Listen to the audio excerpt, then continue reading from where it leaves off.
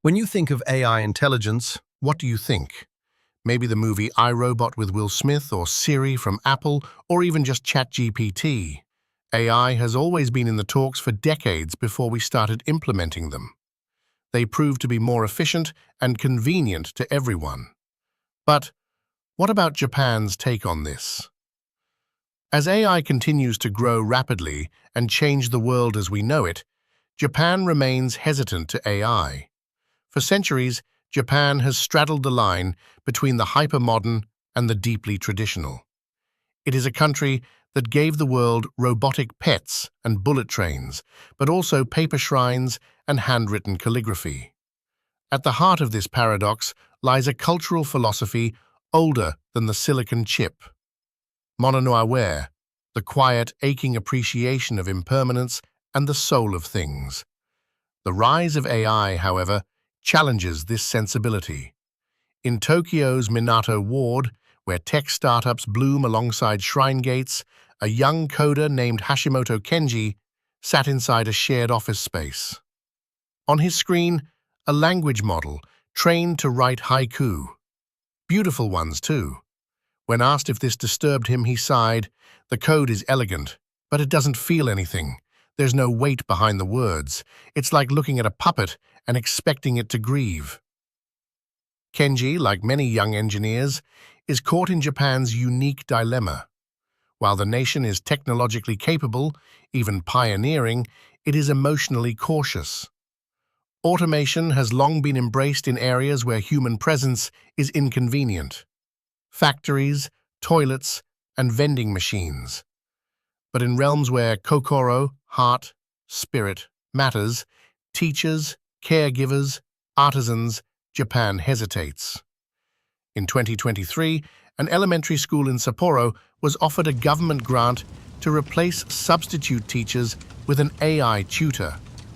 The software could detect students' moods, adapt lessons, and even crack jokes. On paper, it was a marvel, but parents protested, not because the machine was incompetent, but because it wasn't alive. "My daughter doesn't need a machine that knows when she's sad," said one mother at the PTA meeting. "She needs a person who cares that she is." The pilot program was quietly withdrawn. The deeper one looks, the more one sees that Japan's resistance isn't political, it's emotional, spiritual, even aesthetic. Back at the tea house in Kagurazaka, Professor Yamada opened a thin, cloth-bound book and set it on the table. Inside, dozens of handwritten waka poems from the Heian period, copied carefully in black ink by her students. "This was a class assignment," she said. "I told them they could use any tool. Most of them still chose a brush." Rui tilted his head. "But why?" "Because it feels like something is lost when a screen replaces the hand. We don't fear AI, we fear forgetting what it means to be human."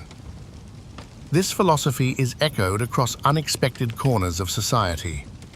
In Kyoto, the Nishijin textile district, once threatened by fast fashion and automation, is seeing a quiet revival. Craftsmen in their 70s now train younger apprentices by hand, refusing to digitize their looms. "A machine can copy the pattern," one weaver said, "but it cannot know the weight of the thread, the mood of the fabric." At the same time, Tokyo's anime studios are divided. Some experiment with AI-generated in-betweens to save time. Others refuse on principle. One animator, a soft-spoken man named Daisuke, put it bluntly, "Our drawings have breath. AI has code." Japan is not blind to AI's utility. In aging rural towns, care robots assist the elderly in lifting and feeding. In logistics hubs, AI helps optimize delivery routes. But these implementations are framed as tools, not replacements for human connection. There is a quiet, unspoken line. And, unlike in the West, where AI is often framed as inevitable, in Japan, it remains negotiable. "We are not Luddites," Professor Yamada said as she stood to pour more tea. "But neither are we believers in inevitability. The future is not a tide, it is a choice." Outside, the cicadas buzzed against the summer air. Rui glanced at the soft light filtering through the paper walls. In this strange, still pocket of Tokyo, where the past folded itself into the present, he finally understood. Japan was not fighting AI with weapons or protests. It was fighting by remembering the soul behind the silence. The Shinkansen thundered past the station in Okayama, but Rui had taken the slow route. He rode a rusting local train down into the green folds of Shikoku, Japan's most rural, least digitized island. For his next interview, he wasn't meeting a professor or an engineer. He was meeting someone most Tokyoites had forgotten still existed. A fax repairman. His name was Fujimoto Daisuke, and he had been fixing fax machines for over 3 decades. "You're here for your AI story?" the old man grunted, motioning Rui into his cluttered shop. "You came to the wrong island. We don't even use email." The shop smelled like dust, solder, and old ink. On one wall hung a framed scroll with a bold brushstroke that read, "Shinchoku wa iranai. Progress is unnecessary." Rui smiled, half charmed, half confused. "But surely you must see AI as helpful, speeding up things, automating repetitive tasks." Fujimoto looked at him like he had asked whether trees should start walking. "Helpful? Maybe, but time saved is not always life improved." He gestured toward a corner where an old couple stood quietly, waiting with a boxy fax machine. "This old man faxes haiku to his grandchildren every morning. The ink smudges, the paper curls, but they know it's his hand, not some AI script." The resistance of slowness. In the West, resistance to AI often takes the form of protests, op-eds, and tech regulations. In Japan, it often looks like doing things slowly on purpose. Fujimoto took Rui on a tour through a nearby town, where the main post office still used hand-stamped routing slips. The city hall had no email portal, only handwritten forms and polite in-person appointments. A family-run soba shop still took orders with pencil and pad. "You call it inconvenient," Fujimoto said, "but we call it attention. Every moment becomes a choice." He wasn't alone in this thinking. In the hills outside Tokushima, Rui met Sister Kinue, a Buddhist nun running a tiny zazen retreat. There, AI had been banned entirely. No smart assistants, no facial recognition, not even Wi-Fi. "A machine cannot meditate," she explained simply, "nor can it sit in silence without hunger for input." A rural tech paradox. And yet, paradoxically, the very regions that resisted AI integration the most were also where Japan's aging crisis was most severe. In villages where more than 40% of the population was over 65, basic services like grocery delivery, medical aid, and waste collection had already become unsustainable. In one such hamlet, Roy watched a delivery robot carefully navigate a winding mountain path, bringing warm meals to a house where a 92-year-old man lived alone. "I like her," the old man chuckled, patting the machine. "She doesn't talk much, but she always arrives on time." The robot's name, painted in hiragana on its chassis, was Momo-chan. This scene, Roy realized, was the paradox in motion. Japan was not resisting AI by eliminating it, but by contextualizing it. Machines were allowed to exist, but not to dominate. The culture remained human first. AI should serve the living, Sister Kinyu had said. Not replace them. Otherwise, we are not building a future. We are surrendering to it. Voices from the edge. In a nearby town hall, Roy attended a quiet community meeting where elders debated whether to adopt a new AI system to automate agricultural scheduling. The proposal was well drafted, with colorful infographics and government subsidies. But then an elderly farmer stood, bowed, and spoke softly. If the weather tells me when to plant, and a drone tells me when to harvest, what, then, do I know? The room fell into silence. It wasn't just a question of efficiency. It was a question of identity. Of knowing things with the body, not the algorithm. These weren't technophobes, they were cultural conservationists. They weren't afraid of machines. They were afraid of forgetting what it means to feel the seasons in your bones. The island philosophy. Later that night, Rui shared a quiet dinner with Fujimoto in a countryside izakaya. The rice came in a heavy clay bowl, steamed just minutes before. No screens. No tablets. Just warmth and time. "We're not anti-AI," Fujimoto said between sips of sake. "We just remember what life was like before everything had to be fast." "And are you afraid Japan will forget?" Rui asked.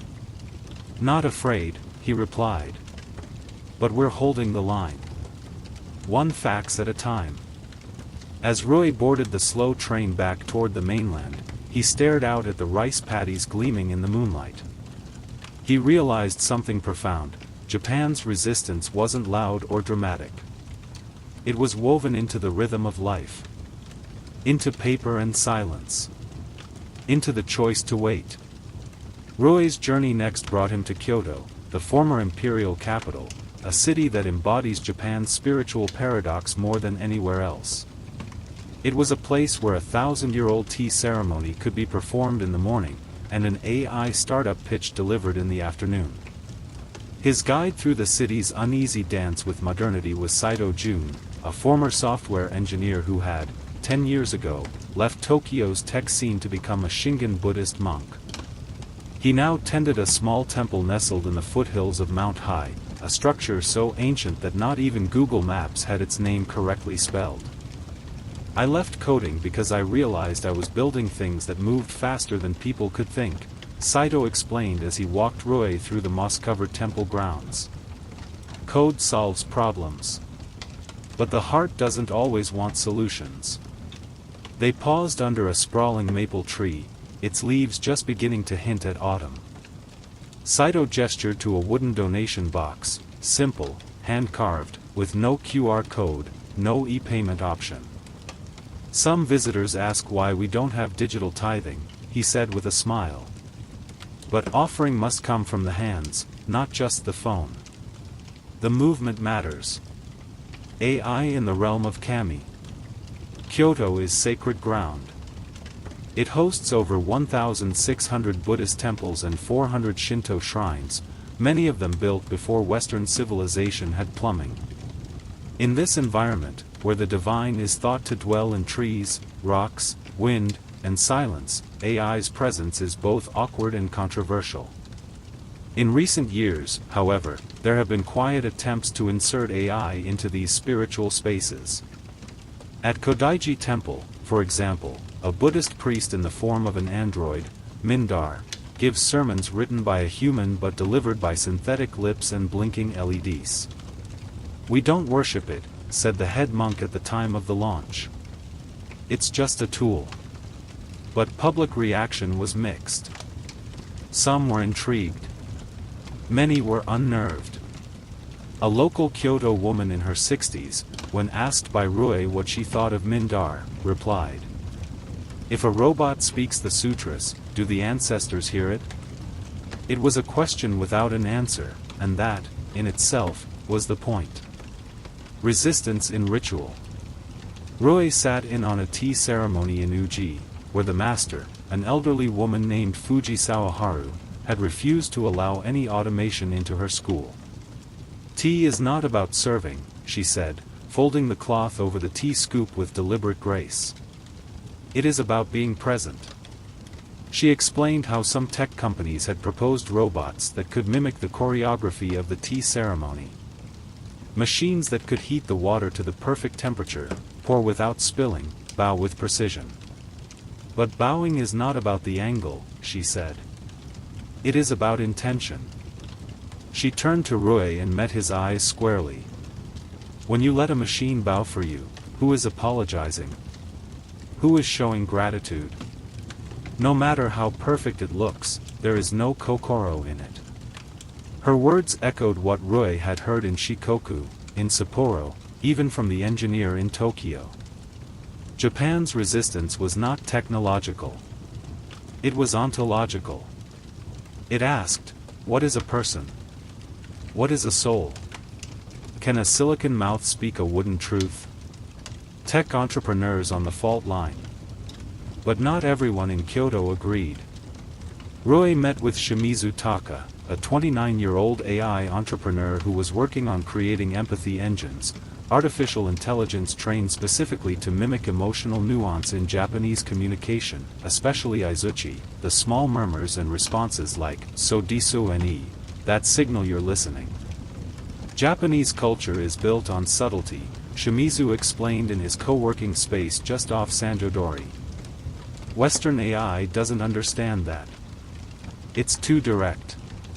Too explicit. Shimizu wasn't trying to resist AI. He was trying to Japanize it. His dream? An AI assistant that understood when to pause in a conversation, when to let silence speak, when to bow out rather than respond. We don't need AI that thinks like Americans, he said. We need AI that understands the space between things. Rui asked him if that was enough. Could empathy be coded? Shimizu hesitated. I think we can make machines that behave with grace, he said finally. But I don't know if we can make them feel. A national mood. Back at the temple on Mount High, Rui watched as Saito lit incense before a statue of Fudo Mayu, the immovable wisdom king. The air was thick with sandalwood smoke, the hum of sutras, and the rustle of leaves. Japan will use AI, Saito said quietly.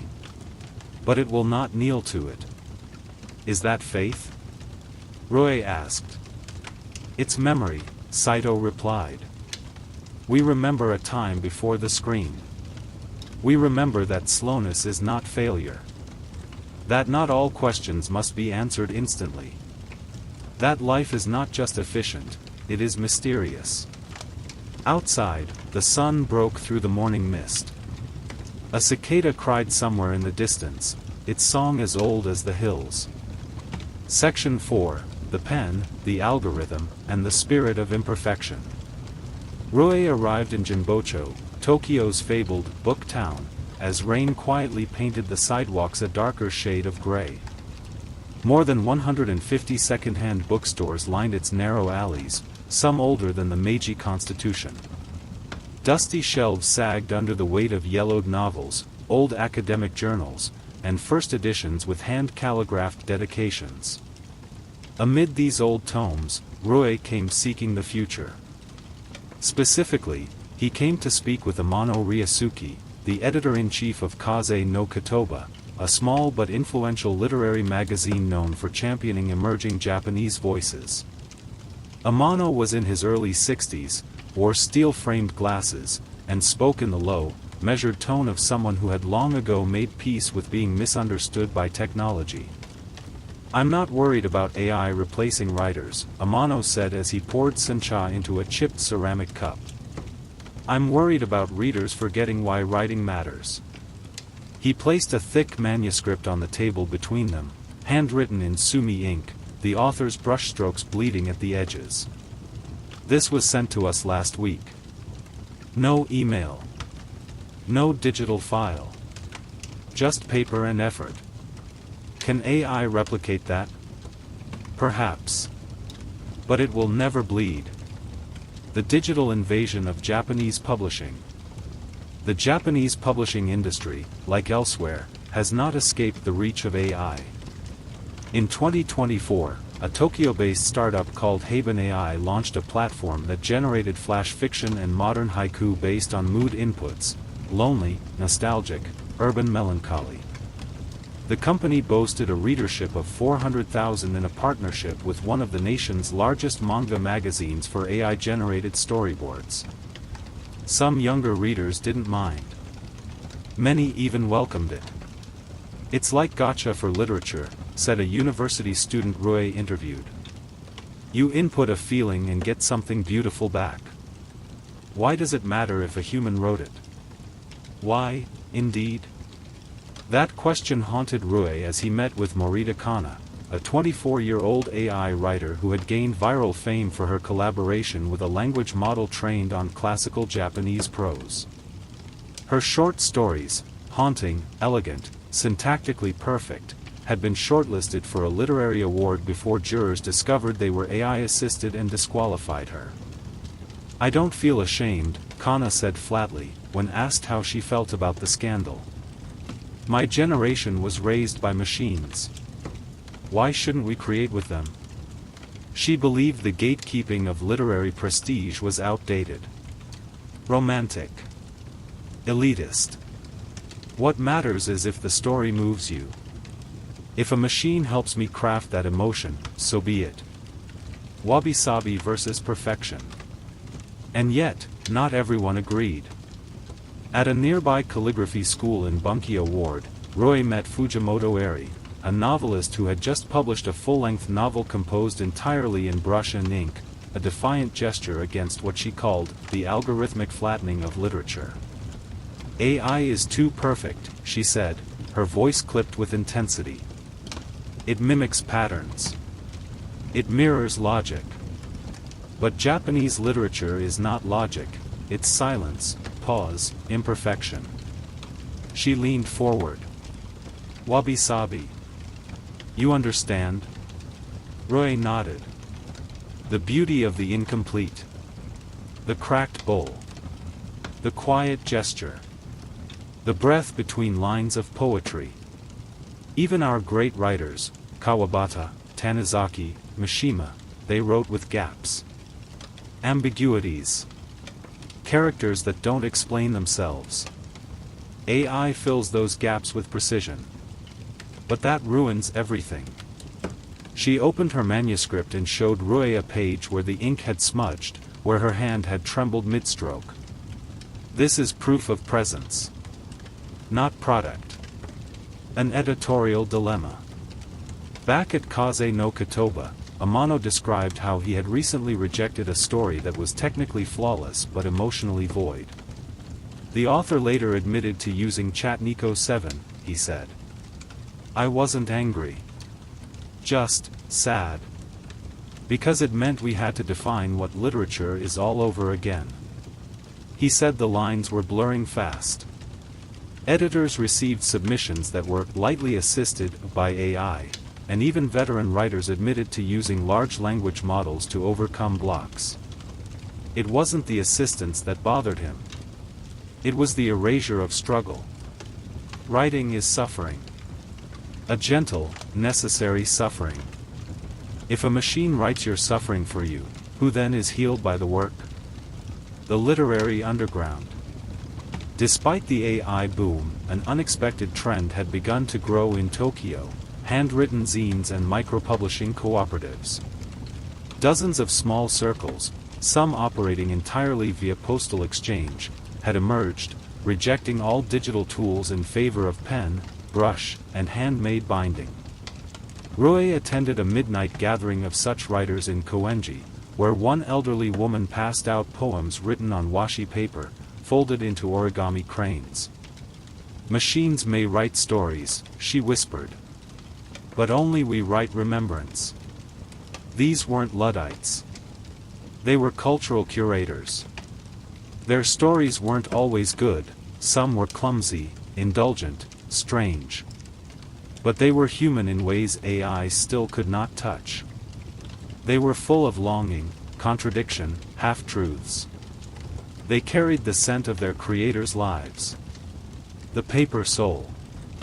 As Rui left Jinbocho and walked toward Suidobashi Station, he stopped by a vending machine selling used books. No screens. Just a glass window, and a handwritten sign, "Only books with tears inside." He put in a coin and received a dog-eared copy of Natsume Soseki's Kokoro. Inside the cover, someone had underlined a single line. I cannot understand you.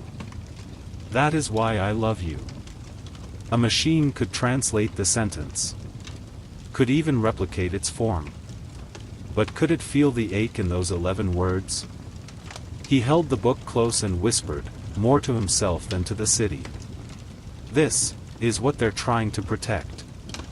The lanterns of Asakusa flickered like ancient fireflies as Rui slipped into the back row of a small, centuries-old Rakugo theater, tucked behind the bustle of Nakamai's Dori.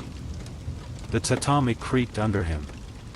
In the distance, a single spotlight bathed a lone performer, kneeling, fan in hand, weaving a story with only gestures, intonation, and the occasional knowing pause.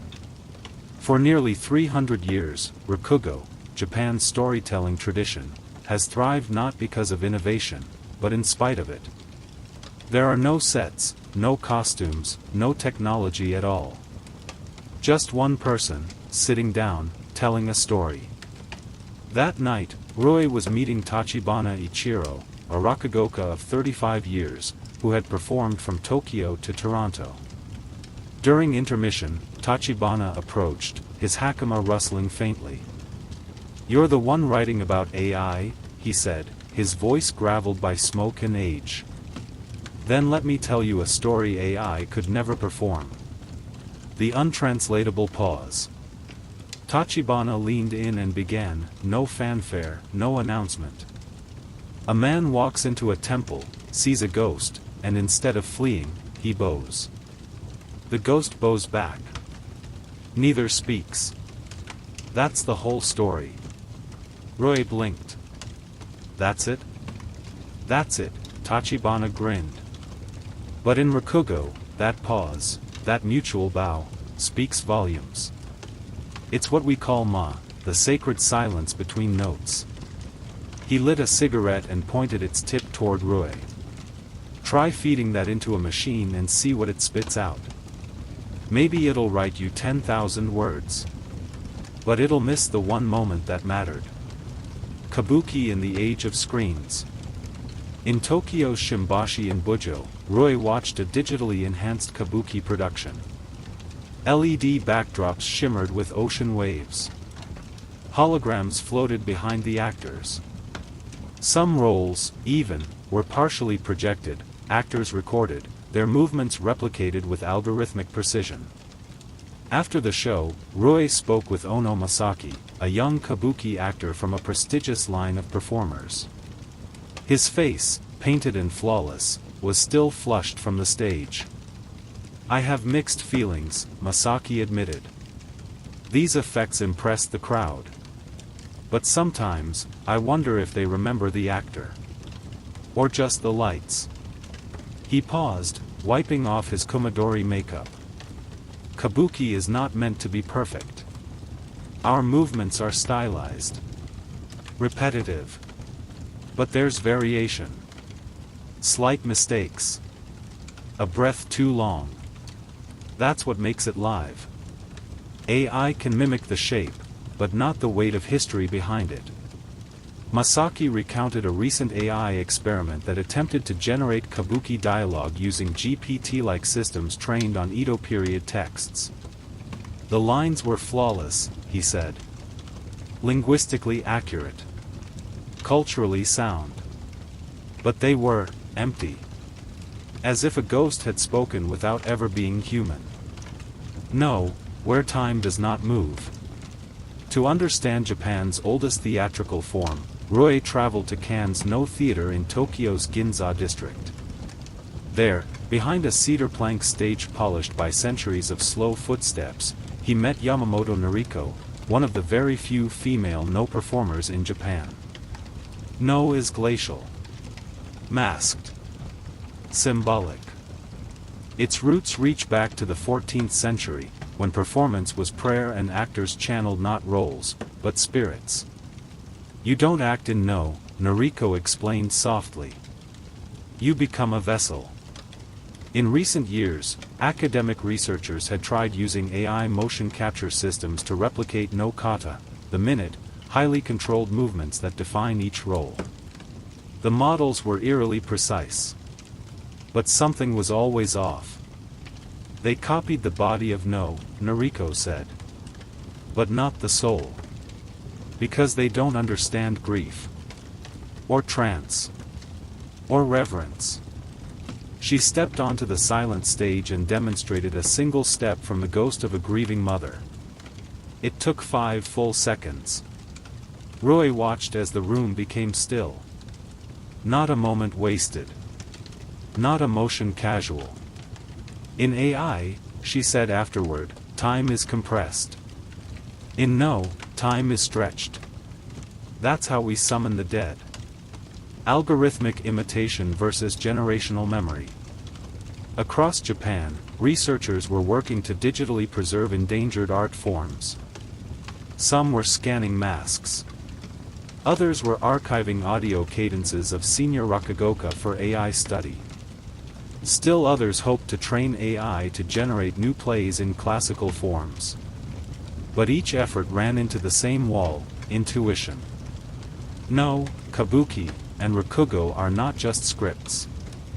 They are transmitted body to body. Breath to breath.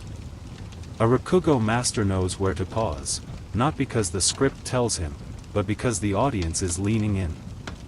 A kabuki actor strikes a pose, not at the cue, but when he feels the mood shibari, or tighten.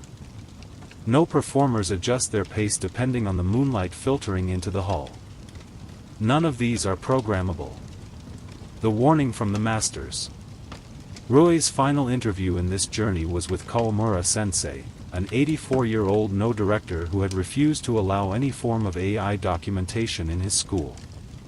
If they want to learn, he said, they must stand with us. Feel our footsteps. Smell the wood of the stage. Feel the silence. He tapped his cane on the tatami. AI is clever. It may write new stories. But Japan has stories older than language. Stories you feel in your bones, not your brain. He took Roy's hand, unexpectedly strong, and whispered. We are not resisting AI out of fear. We are resisting because we remember something the machines cannot. As Roy walked back through the alleys of Asakusa, he passed an AI robot selling drinks outside a modernized theater. Tourists gathered, laughing as it danced and waved. But just a few doors down, another rakugo performer was preparing for a show, alone in a wooden room. No screens. No simulation. Just one man. One story. And silence. And Roy realized, Japan's resistance wasn't a rejection of technology. It was a refusal to forget what only humans can carry: ghosts, pauses, grief, and joy, all held in imperfect breath. In a fluorescent-lit high school in Nagano Prefecture, Roy watched as a classroom of 15-year-olds bowed in unison. A bell chimed softly, not from an app, but from a physical brass bell mounted above the chalkboard. The teacher, Matsuda Ayako, stood in front of the blackboard with a piece of chalk, her sleeves slightly dusted white, and wrote the first kanji of the day: to imagine, to think. When you write with chalk, she told Roy later in the teacher's lounge, you hear every stroke. There's rhythm. Resistance. You can feel the weight of thought. At her school, despite offers from the prefectural government to install interactive smart boards and AI tutoring assistants, Matsuda and her colleagues had voted to keep traditional tools: chalk, notebooks, and conversation. Learning isn't just absorbing information, she said. It's noticing your own confusion. Struggling with it. Sitting in silence. AI is fast. But thought should be slow. AI enters the classroom. In urban centers like Yokohama, the Ministry of Education had launched pilot programs for AI-enhanced learning platforms. One such program, Mirai Sensei, offered personalized lesson plans for every student, adjusting in real time based on facial recognition data, engagement scores, and biometric feedback. Students scored higher on standardized tests. Retention improved. But something else began to change, too. They stopped raising their hands, said Takayama Jun, a junior high school teacher in Kanagawa. The system already knew what they were thinking. He explained how, over time, students grew passive. Not because they were bored, but because they no longer had to ask. There is a kind of learning that only emerges through asking the wrong question, Takayama said. AI gives answers. But teaching, real teaching, is about living inside the question. Roy visited one such AI-assisted school. The room was silent, impressively so. Each student sat at a desk equipped with a tablet, an eye-tracking sensor, and real-time feedback. A gentle female voice guided them, correcting mistakes and offering encouragement in perfect Kigo. It was efficient. And yet Roy felt a strange coldness in the air. No raised hands. No scribbled notes. No whispers of confusion. Just the silent clicking of progress. The philosopher-teacher of Aomori. In the northern region of Aomori, Roy tracked down a high school ethics teacher named Kawasaki Hiroshi, known for refusing to allow AI into any part of his classroom. I teach kids how to sit with their discomfort, Kawasaki said. To write essays by hand. To disagree. To pause. None of that can be optimized. His classroom walls were covered in handwritten student reflections, messy, honest, deeply personal. He read one aloud to Roy, written by a girl who had failed her last exam. I didn't understand the concept of Giri and Ninjo. I cried about it. Then I talked to my grandmother. Now I think I'm starting to feel it. Kawasaki folded the letter gently. Tell me, he asked, how does a machine grade that? The AI essay crisis. By 2025, an alarming trend had begun across Japanese high schools and universities: AI-generated essays. With the rise of Japanese language large language models like Kobunkuen and Haiku Sensei, students began submitting polished, grammatically flawless work in half the time. Professors were impressed, until they weren't. Everything was too smooth, said Professor Yamaguchi, a literature instructor at Waseda University. No awkward turns of phrase. No personal anecdotes. Just perfect emptiness. The university introduced a new requirement: all students must include at least one handwritten page of personal reflection, scanned and submitted alongside digital essays. We weren't trying to fight AI, Yamaguchi explained. We were trying to protect sincerity. Still, some faculty members were tempted. AI could help grade, draft rubrics, generate reading comprehension questions. Universities began to debate internally: where does assistance end, and automation begin? Voices of the students. Roy met with a group of college students at a cafe near Shinjuku. Over iced coffees and curry rice, they argued about the role of AI in education. One student, Sora, believed AI could democratize learning.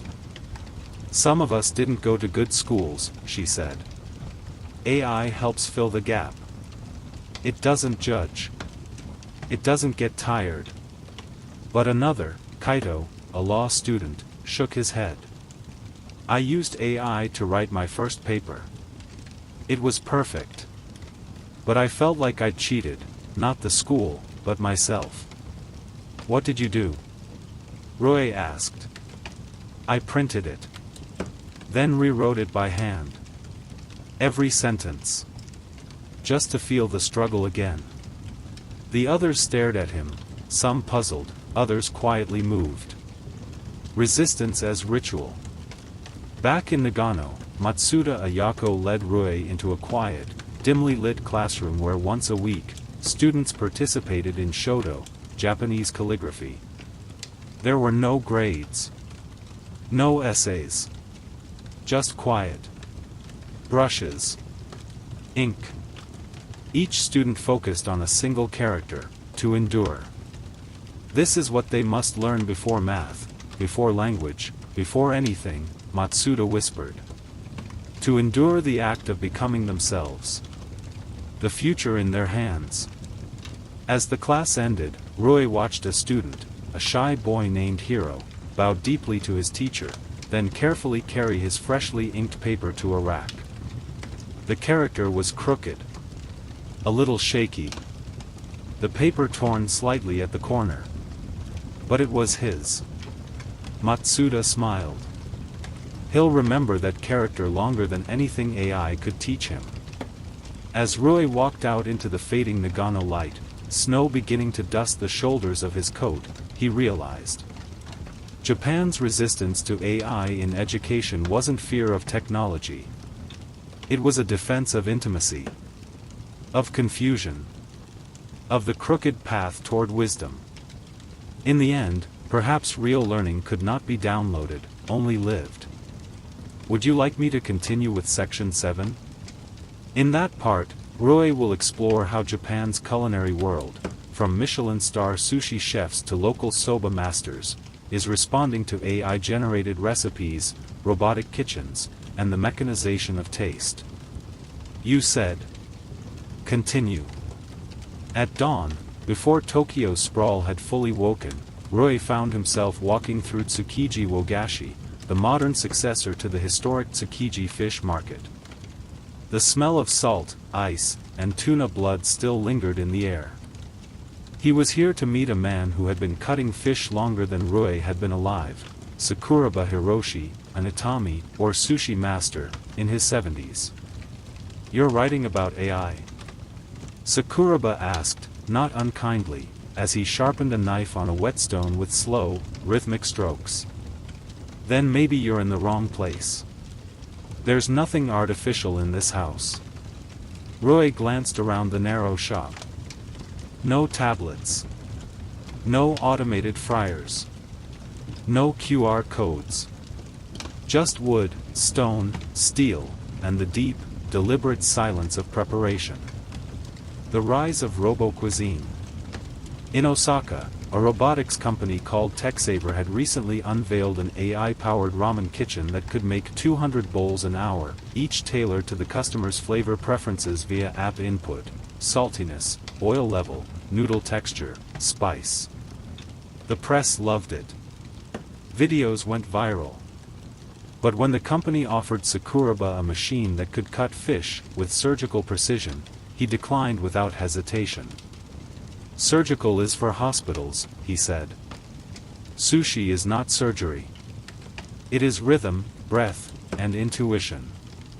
He paused, lifting his knife and pointing toward a single glistening slice of toro. That cut changes depending on the humidity. On the fish's temperature. Even my own state of mind. You think a machine can know all that? AI in the kitchen, a divided world. Despite Sakuraba's views, AI was rapidly infiltrating Japan's food industry. Konbini chains like Family Mart had begun using AI to predict local buying patterns, altering daily stock orders in real time. Bento boxes were optimized. Waste decreased. Efficiency soared. In Shibuya, a cafe called Taste Cloud served AI-generated fusion recipes, yuzu carbonara, matcha miso creme brulee, crafted by algorithm based on social media flavor trends. Tourists loved it. Locals, less so. Roy interviewed one chef, Maeda Ayaka, who had once worked at Taste Cloud but left after 6 months. The dishes were clever, she admitted. Surprising. But they didn't stay with you.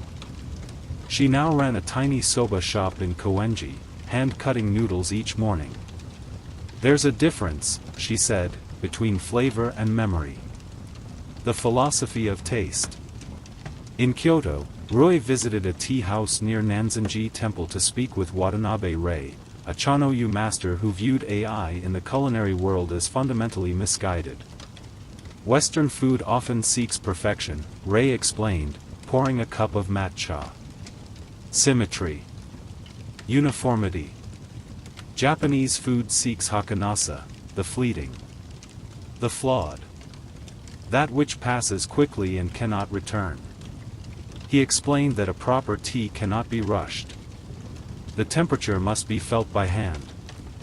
The whisking, 32 circular motions, must be done with breath and intention. No machine could replicate the trembling of the hand that serves tea to a guest who has just wept.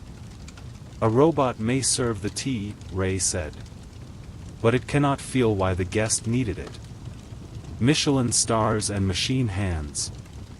Rui arranged a meeting with chef Hayashi Tetsuro, whose kaiseki restaurant in Ginza had earned 2 Michelin stars, and who had recently experimented with AI-generated plating designs. I thought it would be clever, Hayashi admitted. I fed the AI all of my past dishes, seasonal elements, and traditional motifs. What came out was beautiful. But he never served it. It was too perfect, he said. Like a mannequin wearing a kimono. The colors were right. The shape was right. But it had no scent of the chef. Hayashi then pulled out an old photo, his mentor serving a cracked plate of grilled au on a rainy July evening. The fish was slightly overcooked. The garnish wilted. But I still remember the taste. Because it was his mistake. His imperfection. He smiled. You can't write that into an algorithm. Voices from the counter. Back in Tsukiji, Rui sat across from Sakuraba as the master served him a single piece of nijirai, otoro, pressed lightly against vinegared rice still warm from the hand. The wasabi was barely there. The fish, slightly veined, no more than 2 days aged. Rui took a bite. Silence. What do you taste? Sakuraba asked. Rui swallowed. Time. Sakuraba nodded. That's what we protect. Not just the food, but the moment it lives in. Resistance through flavor. As Rui moved through Japan's kitchens, from noodle stands to 5-star ryotei, he began to realize, AI could replicate recipes, optimize logistics, even mimic plating. But it could not grasp what mattered most in Japanese cuisine: context, memory, mood. A bowl of soup served after loss. A grilled fish eaten in the rain. A bitter tea shared in silence. These were moments too delicate for machine learning. Resistance was not loud. It came in the form of one chef wiping sweat from his brow. A grandmother tasting broth with her finger. A hand placing rice into a wooden box at dawn. It was not just resistance to AI. It was resistance to forgetting why food mattered in the first place. The bells of Ise Jingu, Japan's most sacred Shinto shrine, rang softly through the cypress forest as the morning mist dissolved into thin sunbeams. Rui approached the torii gate, bowing once before passing through. Here, among the ancient trees and gravel paths, the modern world felt impossibly far away. No neon, no vending machines, no Wi-Fi.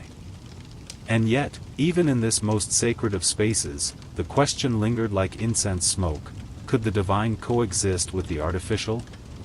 He had come to meet Kawakami Naohiro, a Kanushi, Shinto priest, whose family had tended this shrine lineage for generations. AI is not a threat to the kami, Kawakami said as he gently swept the steps of the Honden. But it is a threat to the kokoro that knows how to approach them. He motioned toward the sacred rope above the door, hand-braided from rice straw. Everything here is done by hand. Not because we lack machines, but because machines cannot create reverence. Gods without faces, and data without souls. Shinto, unlike many religions, has no holy book, no commandments. Its deities, kami, are not separate from the world but reside within it: trees, rivers, stones, wind. It is a faith of presence, not prescription. In 2024, a Tokyo tech firm launched Kamibot, a prototype AI shrine assistant that could answer visitors' questions about proper ritual behavior: when to bow, how many claps, what to write on Emma. It even used GPT-based algorithms to generate fortune slips based on a user's voice tone and choice of words. It was, by all accounts, technically impressive. But when a version was briefly installed near a shrine in Chiba, local priests protested. Worshippers were confused. Some found the machine unsettling. It looked like a priest, one elderly visitor told Rui, but it had no presence. No key. Like asking the weather from a ghost. The robot was removed within a month. Temples and tranquility. In Kamakura, Rui visited the quiet grounds of Engakuji, a Zen Buddhist temple nestled in the hills. He spoke with Reverend Tanaka, a monk who had studied robotics in university before taking his vows. "I understand the temptation," Tanaka said as they sat cross-legged in the zendo. AI can organize chants, create guided meditations. But that is not practice. That is packaging. He explained how some temples had begun experimenting with AI-led guided zazen sessions to attract younger practitioners.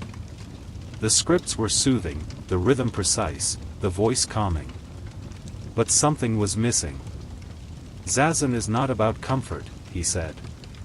It is about sitting with what is. With pain. With boredom. With the raw breath. You cannot automate awakening. The funeral industry and artificial empathy.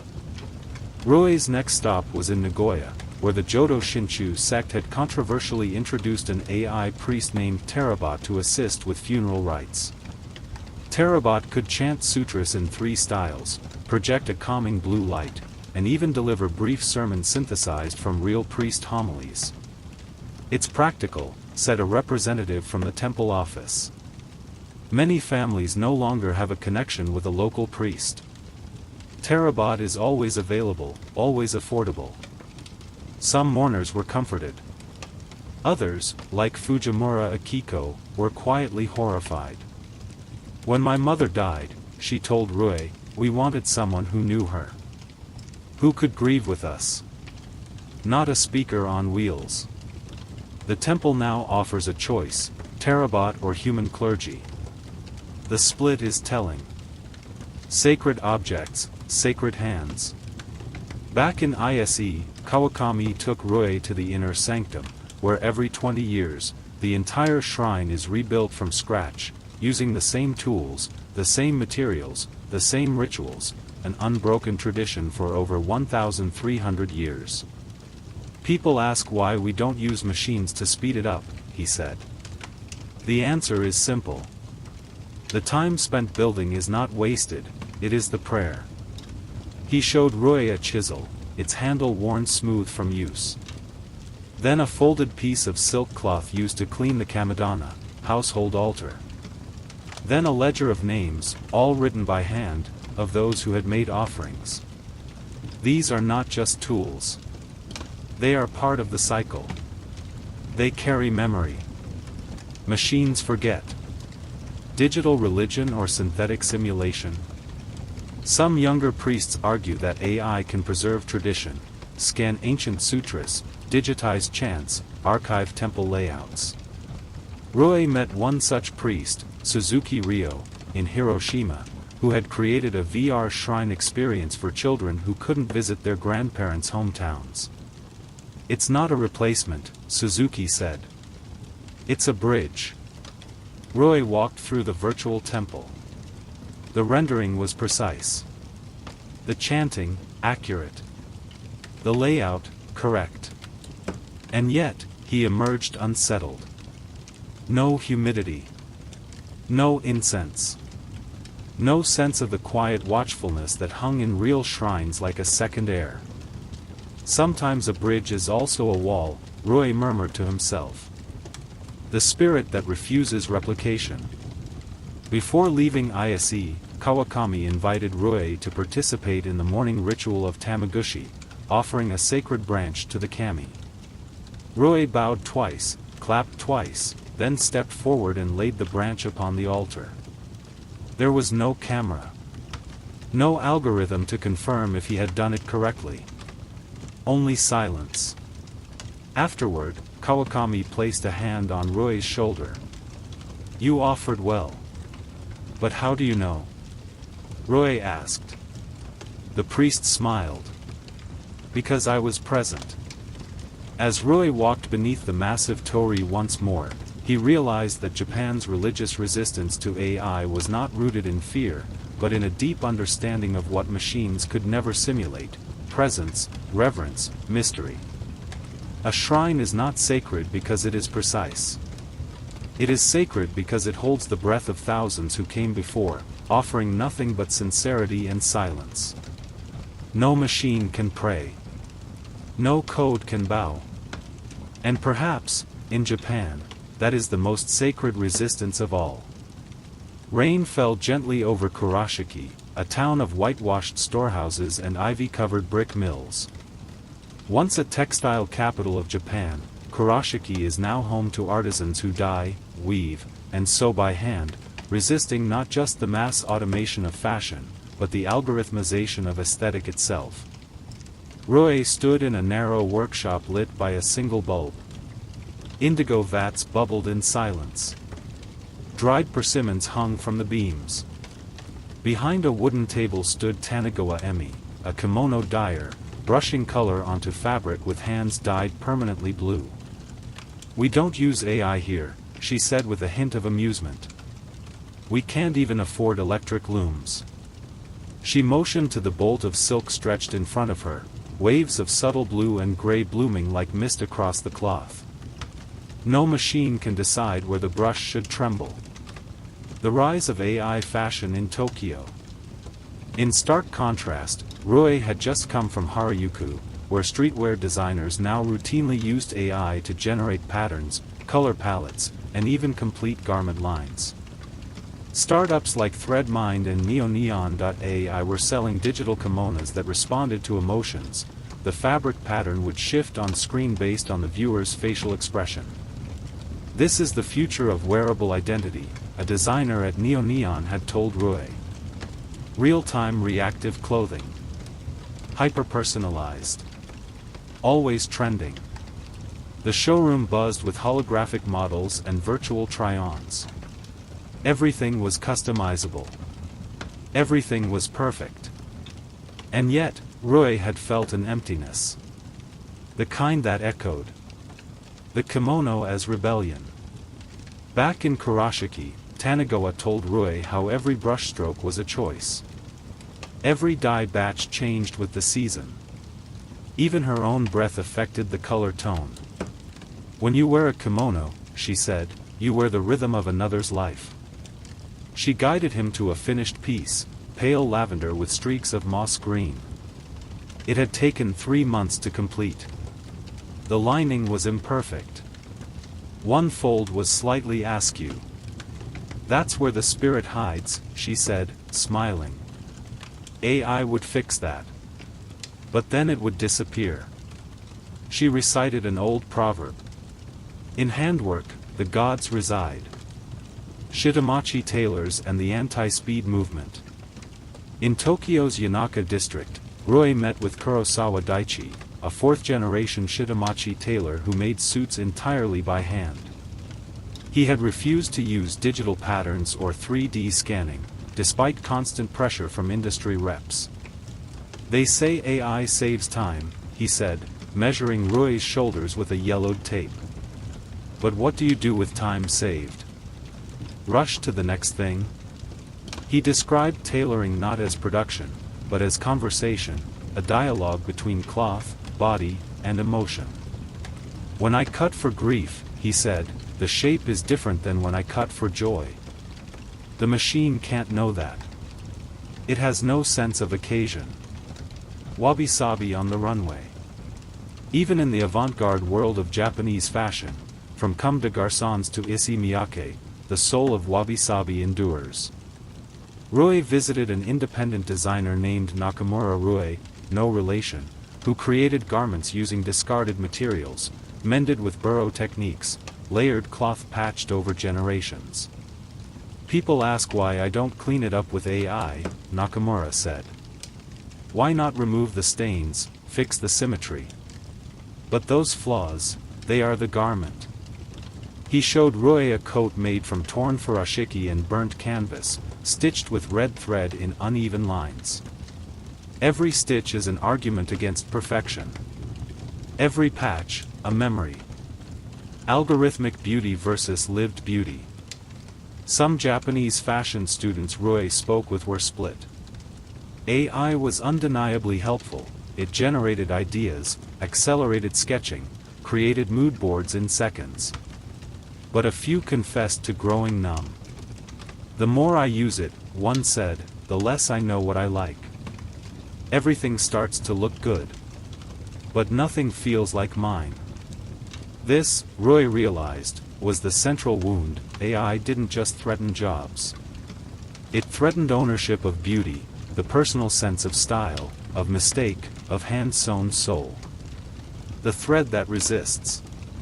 Before leaving Kurashiki, Tanigawa gifted Rui a hand-dyed scarf. Its blues shifted with the light, uneven, organic, alive. Wear it in the rain, she said. Let it change. Rui bowed, touched by the gesture. The scarf was not a product. It was a passage. He understood now. Japan's fashion world was resisting AI not out of nostalgia, but out of conviction. Beauty, in the Japanese sense, was not about speed or accuracy. It was about sincerity. About imperfection worn like a badge. About the person behind the cloth. And no algorithm, no matter how elegant, could ever weave a soul into a seam. Frames of feeling and the fight for the hand-drawn soul. The electric glow of Shinjuku's late-night screens pulsed above Rui like a heartbeat from the future. Neon kanji rippled across high-rises. Giant animated faces advertised new anime, gacha games, and streaming premieres. Japan's animation empire had never been bigger, or more endangered. Rui's destination was a narrow, unassuming building wedged between a karaoke bar and a family mart, the headquarters of Studio Ebisu, one of the last mid-sized animation houses in Tokyo that still insisted on hand-drawn frames. He stepped inside to find a team of tired, ink-stained artists hunched over light tables. Pencils scratched paper. Eyes squinted. No screens. No AI in sight. It's slow, said Kubo Yuka, the animation director, but it breathes. The age of AI animation. AI had already invaded anime production across the industry. Major studios were using in-betweening software to automate tedious frame transitions. Backgrounds were generated through diffusion models trained on thousands of previous anime scenes. Voice synthesis software could clone Seiyu, voice actors, and read lines with uncanny accuracy. One company had even released a script-to-animate tool. Just type a few lines of story, select character models, and the engine would generate a short animated clip in minutes. Studios saved money. Projects launched faster. Fans, largely unaware, consumed it all the same. But to Kubo, something precious was being lost. Animation is not just motion, she told Rui. It's timing. Imperfection. The space between drawings where the emotion leaks out. She showed Rui two versions of the same cut, one made by hand, one made with AI assistance. Both were technically clean. But only one made Rui's throat tighten. You see? Kubo said softly. One is alive. The other is a shadow. The ghost in the voice. In a sound studio in Nakano, Rui met with Fujita Haruki, a voice actor who had recently found his own voice cloned, without permission, by a popular AI tool used for fan dubs and webcomics. I laughed at first, Fujita said, until I heard my AI voice deliver lines I never said. Flirty lines. Stupid lines. Then I got angry. He paused. They say it's just data. But I spent years crafting this tone, this timing. Every inhale, every crack, those aren't accidents. They're me. Some studios now offer AI voice contracts. Record once, get paid a lump sum, and the voice model can be used forever. But what happens when the machine starts delivering a performance better than I can? Fujita asked. What happens to acting when the breath is optional? The writer's room that disappeared. Scriptwriting too was being altered.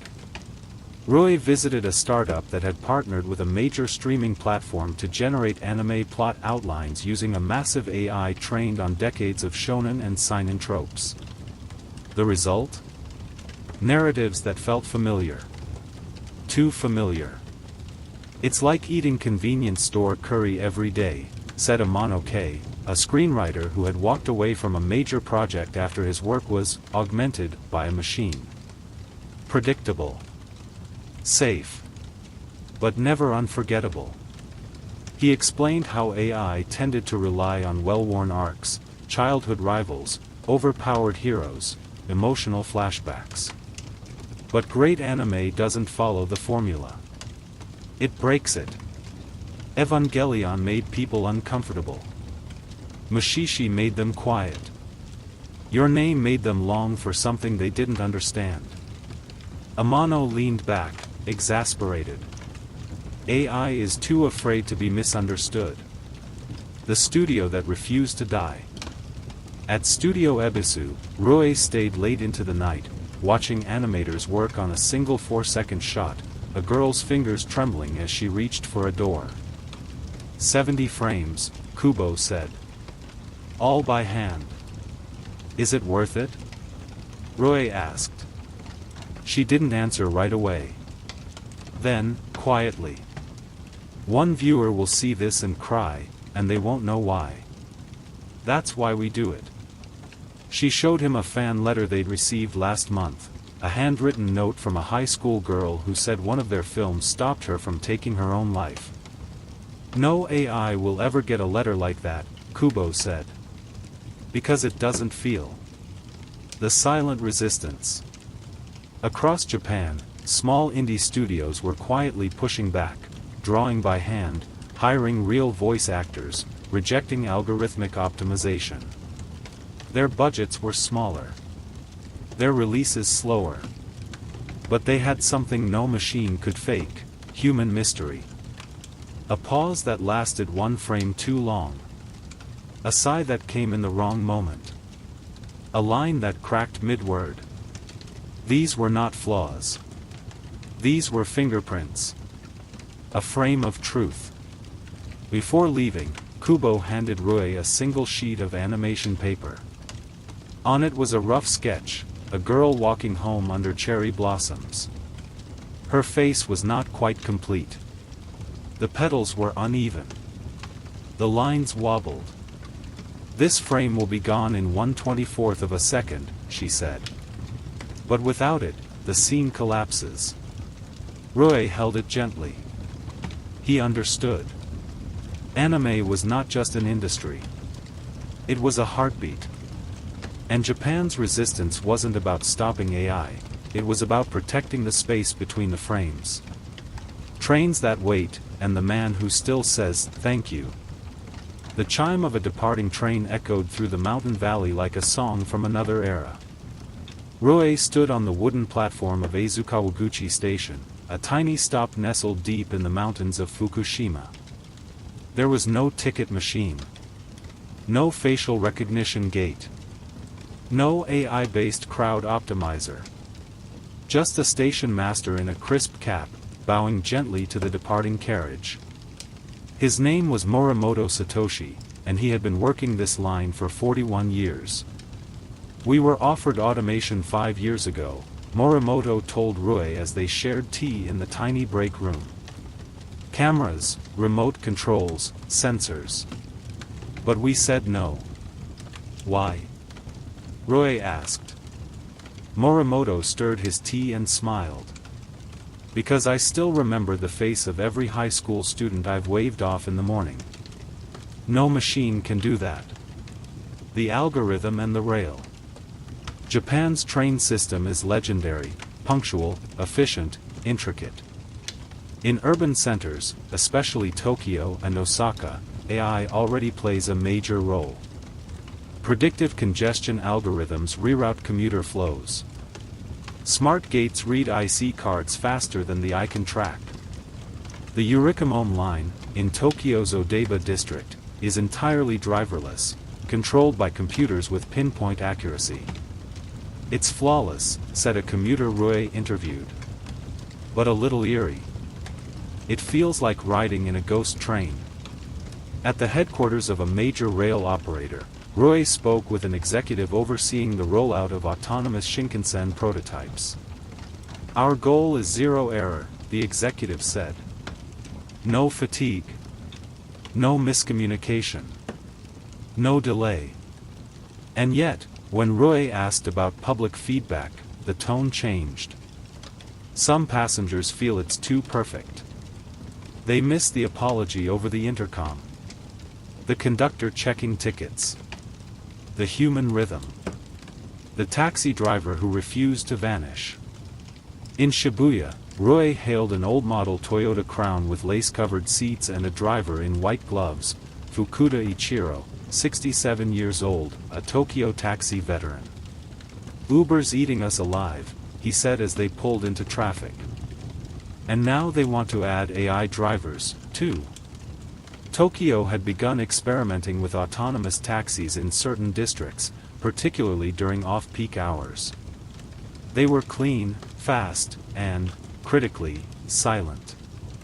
"No one talks to the car anymore," Fukuda said. "Just tap the app and go. But when I drive, I can tell if someone's sad.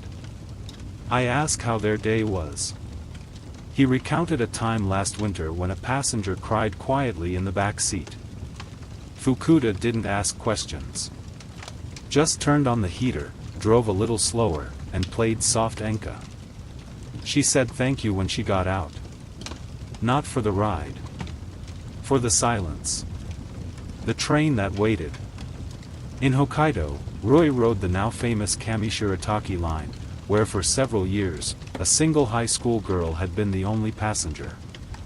Every morning, the train would stop, just for her. The schedule was adjusted around her needs. "Some say it was inefficient," said a former conductor Rui tracked down. "But we believed in being human first." The story went viral worldwide. And when AI systems later analyzed the cost of running a train for one person, they recommended closure. But public outcry reversed the decision. "We didn't save the train," the conductor said. "We saved a way of thinking.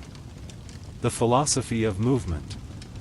Rui met with Professor Nakamoto Hiro, a transportation anthropologist at Kyoto University, who described Japan's mobility culture as rooted in presence, not just function. In the West, transportation is often about optimization. Get from A to B as quickly as possible. In Japan, the journey itself is a ritual. She pointed to the Noromai system in rural towns, buses that waited for daily routines, even if late. Or Ekaben, the curated bento boxes served on Shinkansen lines, designed not just to feed, but to represent local pride. When machines take over, what happens to the rituals? She paused, then added. If we remove all human inefficiency, we risk removing all human connection. Voices of the commuters. Rui interviewed a university student, Rina, who took the same local train every morning in Saitama. "There's an old conductor on my line who always says good morning," she said. "One day I was crying after a breakup, and he handed me a tissue, silently, through the window. That stayed with me more than any AI-generated comfort ever could." Others echoed her sentiment. While AI-powered transport was convenient, it lacked the micro-moments, the glance, the nod, the shared frustration over delays, that defined the Japanese commuting experience. The platform at sunset. As Rui boarded his train back to Tokyo from the mountains of Fukushima, he turned to see Morimoto bowing deeply, hat against his chest, as the train slowly pulled away. No announcement. No optimization. Just a quiet gesture, repeated thousands of times over decades, offered to no one, and to everyone. In that moment, Rui understood. Japan was not resisting the future of transportation with picket signs or legal battles. It was resisting through ritual. Through kindness without audience. Through the belief that moving people should never just mean moving bodies. It meant honoring souls, too. Would you like me to continue with section 12? In the next part, Rui will explore Japan's approach to journalism and storytelling, how AI-generated news, voice-cloned anchors, and automated narratives are clashing with the deeply human ethics of Japanese reportage, truth, and voice. The pen that hesitates and the truth that breathes. The newsroom of the Asahi Shimbun in Osaka hummed with quiet urgency. It was 7:46 a.m. The presses rolled, keyboards clicked, but there was no shouting, no frantic typing. The pace was measured, even contemplative. Rui sat across from Sakurai Midori, a senior editor with salt-gray hair and a silk scarf tucked neatly beneath her collar. "People think journalists want to be fast," she said, sipping weak coffee from a ceramic cup. "But the best ones, we want to be right. And sometimes, to be humanly right, you have to go slow." She tapped a newspaper article on her desk. This was written by a young intern. Took her 4 days. She rewrote it 8 times. She cried twice. "It's not perfect, and that's why I printed it." The rise of the robo-journalist. Across the globe, AI-generated journalism was rising rapidly. In Japan, major media outlets like Jiji Press and Mainichi had begun quietly deploying automated systems to generate sports recaps, election result summaries, and earthquake bulletins. The algorithms were fast, accurate, and emotionless, ideal for emergency updates and financial data. "It makes sense," a tech rep from a media startup told Rui. AI can scrape social media, analyze tone, generate headlines in seconds. Why waste human hours? He showed Rui a prototype called Kijikobo, which could take 20 tweets about a local event and generate a complete article in under 30 seconds, including embedded images, a quote synthesis, and a headline optimized for engagement. "And the source?" Rui asked. Awaited algorithmic consensus. Rui stared at the screen. There was no reporter. No witness. Just approximation. The reporter who waited in the rain. Later, in Kobe, Rui met with Ito Ren, a 28-year-old field reporter for a regional paper. She had made national headlines last year for a feature story on a flood that devastated a rural town, not because of the facts, but because of her choice to not report for 3 days. "I arrived right after the river burst," she said. Everyone else was snapping photos, uploading interviews. "I just stayed. Helped sandbag. Watched." When she finally wrote the piece, it was raw, quiet, and deeply personal. It began not with the disaster, but with a woman serving tea from cracked porcelain in a flooded kitchen.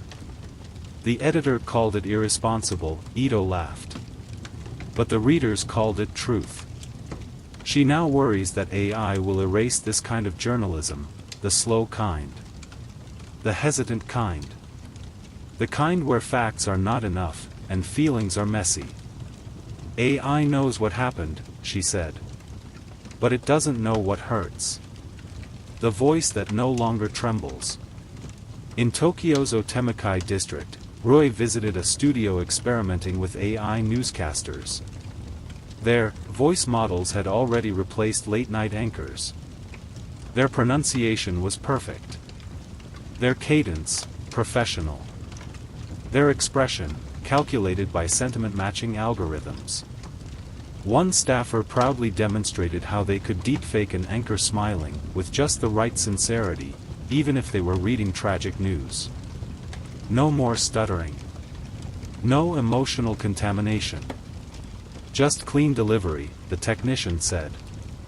But Roy felt unease. The smoothness was uncanny. The smiles didn't quite match the grief. He later spoke to Moriyama Yuki, a retired NHK anchor, who shook his head slowly. News is not just information, Moriyama said. It's tone. When I read about an earthquake, my voice should shake. When I speak of war, should hesitate. That hesitation is compassion. But wasn't that inefficient? Roy asked. Maybe, Moriyama replied. But being human is rarely efficient. Ethics without algorithm. Roy interviewed editors at NHK, Tokyo Shimbun, and several indie zines. A common theme emerged: concern over ethical erosion. AI could summarize news, but it couldn't weigh its impact. It couldn't decide whether to publish a victim's name, whether to sit on a story for safety, whether to knock on a mother's door after a tragedy. Sometimes, the right decision is to do nothing, said Sakurai back in Osaka. No AI will ever choose inaction. That's a human burden. The high school journalist. In a high school in Nagoya, Roy met with Shimada Iane, editor-in-chief of her student newspaper.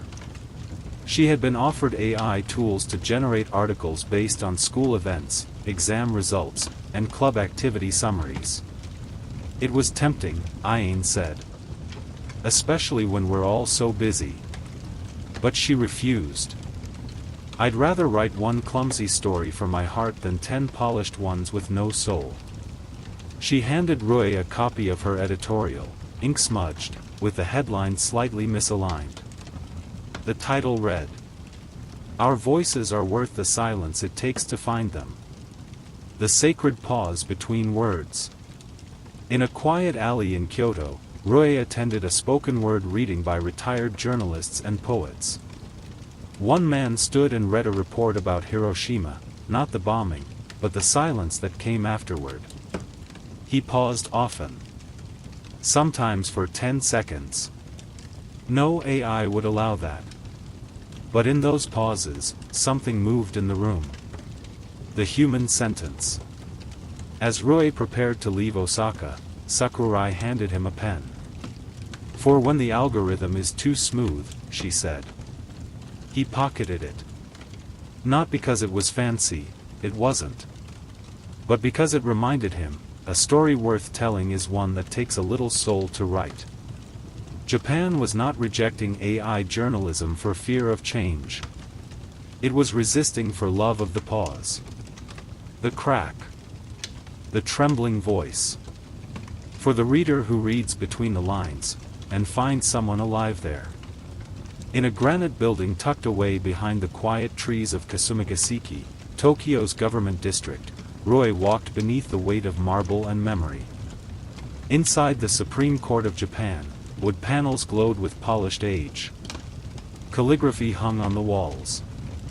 And in a small chamber tucked behind the main hall, Roy met Justice Nagai Tetsuo, a man who had served on the bench for over 30 years. "Everyone is talking about AI judges," Nagai said calmly. "But law is not a matter of accuracy. It's a matter of weight." "Weight?" Roy asked. "Yes," Nagai said, resting a hand over a stack of handwritten legal briefs. "The weight of a victim's silence. The weight of a hesitation. The weight of living with a decision long after the gavel falls. The push for algorithmic justice.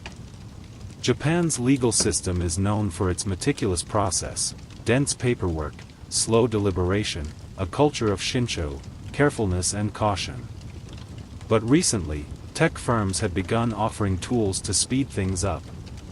In Osaka, a startup called Cybin AI had introduced a platform to assist with sentencing recommendations. It analyzed precedent, crime severity, and public opinion metrics to suggest punishment ranges. Courts in Kanagawa and Fukuoka were already testing it in limited capacity for non-violent offenses. "It's just a tool," said a representative. "Judges are still in control." But concern spread quickly. If the machine always suggests the same thing, what happens to discretion? Asked a judge in Nagoya. Rui later interviewed. What happens to mercy?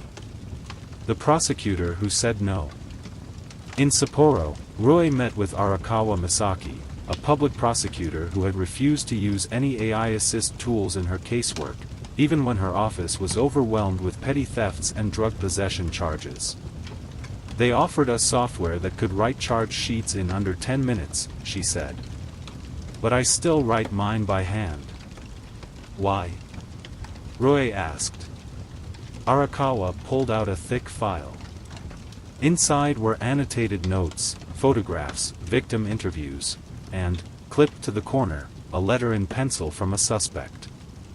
"Because sometimes I read something in a person's words, not what they said, but how they said it, and that changes everything." She recounted a case where an elderly man stole food repeatedly from the same supermarket. The AI suggested a fine and probation. But Arakawa visited the man. "He wasn't hungry," she said. "He was lonely." The store staff were the only people he ever spoke to. She dropped the charges and arranged a volunteer placement at the store. A machine wouldn't see that. Because machines don't get lonely. Judgment beyond data. At Kyoto University, Rui spoke with Professor Nomura Shigehiko, a legal theorist who studied the intersection of AI and jurisprudence. "Law is not math," Nomura said. "It's story. And Japan's stories are complicated." He cited the ancient concept of giri, obligation, and ninjo, human feeling, that have long shaped Japanese justice. An AI can apply a statute. But it cannot weigh shame. Or regret. Or community disruption. These are not bugs. These are the point. Nomura handed Rui a photocopy of a handwritten ruling from the 1950s. The judge had chosen leniency because the defendant's crime, falsifying papers to get his daughter into school, was rooted in love. "No algorithm would ever suggest forgiveness here," Nomura said. But this ruling helped shape Japanese justice for decades. The ghost and the bureaucracy. In Nagatacho, Tokyo's political core, Rui met with Tanabe Kiyoko, a mid-level bureaucrat working in the Ministry of Internal Affairs and Communications. Her office had recently begun using AI-generated policy briefs, written overnight from hundreds of data sources. "It's efficient," she admitted. But after a while, it all starts to sound the same. She showed Rui 2 drafts of a social welfare policy. One was written by her junior team. The other by AI. The AI version had more facts. More clarity. But it lacked something. She tapped the human-written version. This one included a note about a single mother in Niigata who walks 2 kilometers every day to buy medicine for her child. It's just one line. But it matters. Why? Rui asked. Because policy isn't just numbers. It's people. And people live in the margins. Resistance in the margins. Not all lawmakers agreed. In diet debates, a growing faction supported automated policy analysis, claiming it would cut through political noise and bias. But a few legislators, often older, often ignored, pushed back. Rui sat in on a session where a lawmaker, nearly 80, stood to speak. "We cannot let machines decide what kind of country we are," he said. "Because then we are no longer deciding at all." The judge who hesitated. Back at the Supreme Court, Rui asked Justice Nagai if he had ever been tempted to use AI assistance in rulings. The judge thought carefully. "Yes. Once. A complicated case involving a young boy and a violent act. The system recommended juvenile correction. But I delayed the ruling. Visited the family. Read the boy's journal. And in one line, scribbled in the margin, he wrote, "I think I broke because no one ever asked if I was okay." Nagai sentenced the boy to community service and trauma counseling. Years later, the boy returned to thank him, now a teacher. That ruling was inefficient, Nagai said. But it was just. He looked Roy in the eyes. If we give judgment to machines, we give up our right to be wrong with compassion. The paper that lingers. Before leaving, Nagai handed Roy a copy of his own retirement letter, written in brush calligraphy. It reads simply, "Justice is not what the law says. It is what a human hears when the law is spoken softly." As Roy stepped back into the bright Tokyo afternoon, he realized.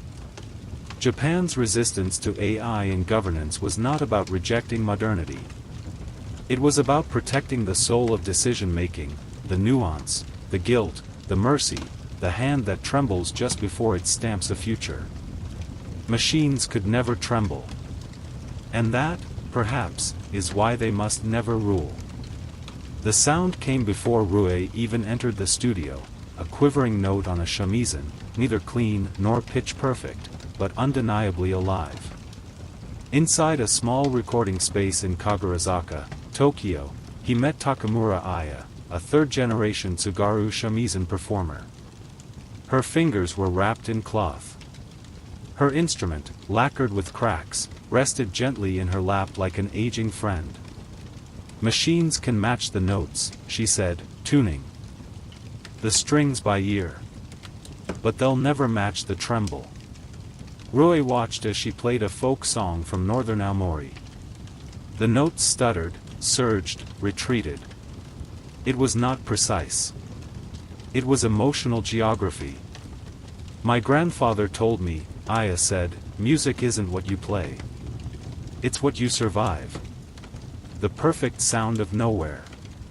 In Shibuya, Roy had earlier visited a sleek digital music lab where a new AI system, called OnGen, could compose entire albums in under a minute.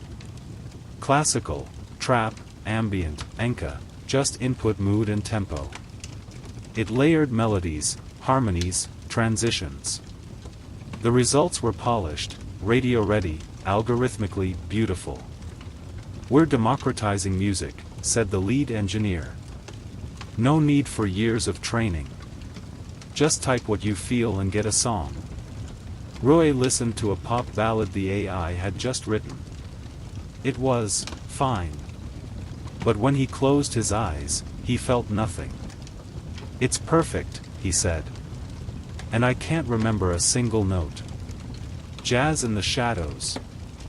Later, down a winding alley in Koenji, Roy slipped into a basement bar called Toki no Naka-e, into time. Smoke curled in the air.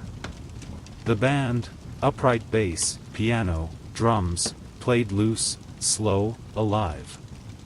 He spoke with the pianist, Kinoshita Daigo, who once trained in Boston but returned to Japan to resist what he called digital flattening.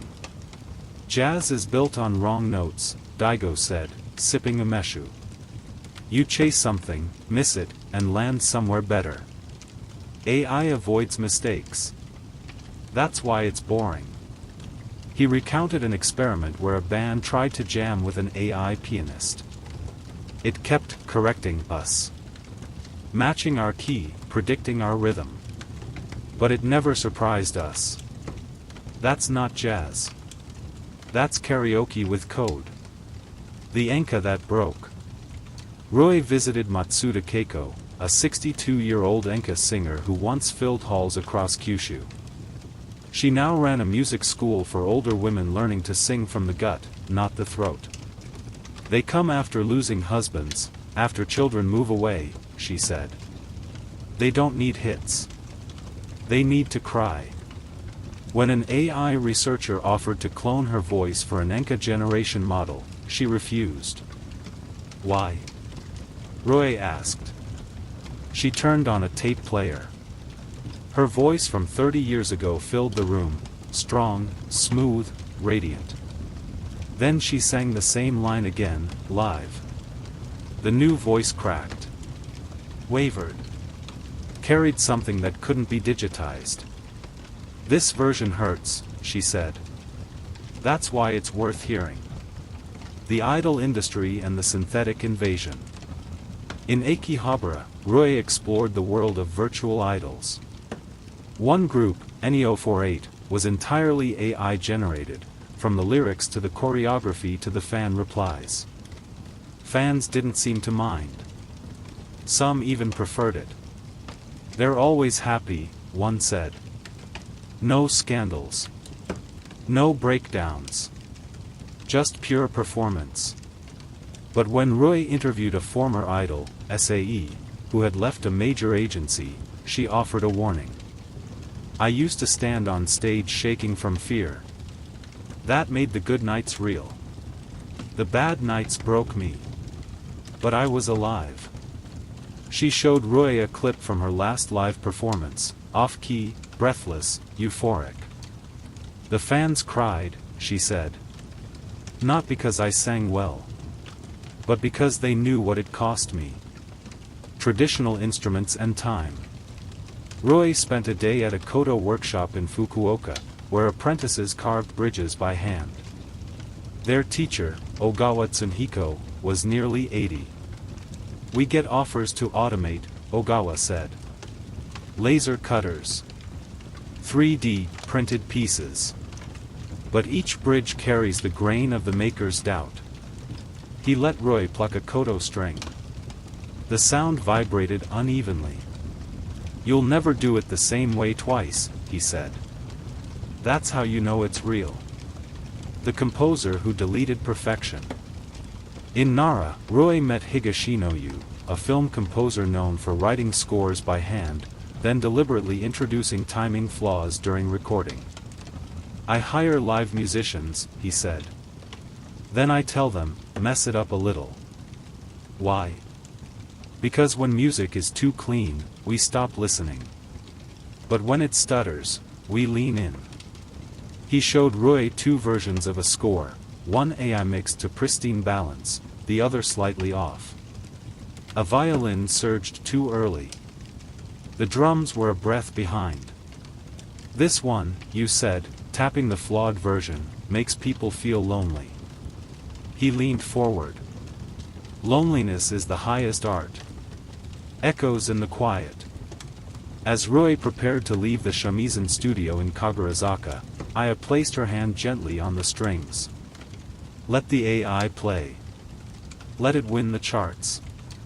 But when someone dies, or falls in love, or is born, they will still come to a human to hear that pain." She looked up at Rui, her voice suddenly soft. Because music is not just what we share. It's what we cannot say. That night, Rui sat by the river, listening to a busker play guitar with two broken strings. The sound wasn't pretty. But it stayed with him. Japan's resistance wasn't loud. It was a broken note, held longer than it should be, because it mattered. The child who waited for words, and the silence no app can teach. The nursery in Karuizawa was wrapped in mist, its wooden beams damp with morning dew, the air thick with the scent of cedar and fresh tatami. No tablets. No TVs. No artificial voices calling instructions or songs. Just the hum of cicadas and the quiet rustle of toddlers stacking blocks or tracing kanji in rice grains with their fingers. Rui sat cross-legged beside Hoshino Sachiko, the school's head caregiver, who watched over a dozen children with the calm of a monk. "People think silence means nothing is happening," she said, motioning toward a boy quietly sorting pine cones. "But in silence, they find themselves." The age of AI parenting. Elsewhere in Japan, however, the future was arriving quickly. In Tokyo, AI-powered parenting apps like Kodomodomo and Smart Oya offered real-time feedback on a child's emotional state. Cameras tracked posture and eye movement, voice analysis monitored tone, and AI systems suggested corrections for sleep, diet, behavior. Parents could receive an alert. Your child may be emotionally disengaged. Suggested action, offer limited screen time and structured affection. Some parents found it helpful. A busy mother in Saitama told Rui, "It's like having a second set of eyes. I don't miss anything anymore." But when Rui asked if she remembered the last time her child cried, not digitally recorded, but held, she hesitated. "It's hard to say. I see it on the graph, but I didn't see it in person." The nursery without machines. Back in Karuizawa, Hoshino showed Rui how her staff documented each child's growth. There were no apps. Instead, they kept calligraphy journals, writing a few sentences every week. Kenji tried to say, "treat" today, but chose silence instead. He pressed his forehead to the bark and smiled. Mio fell and didn't cry. She looked up, waiting to see if we would worry.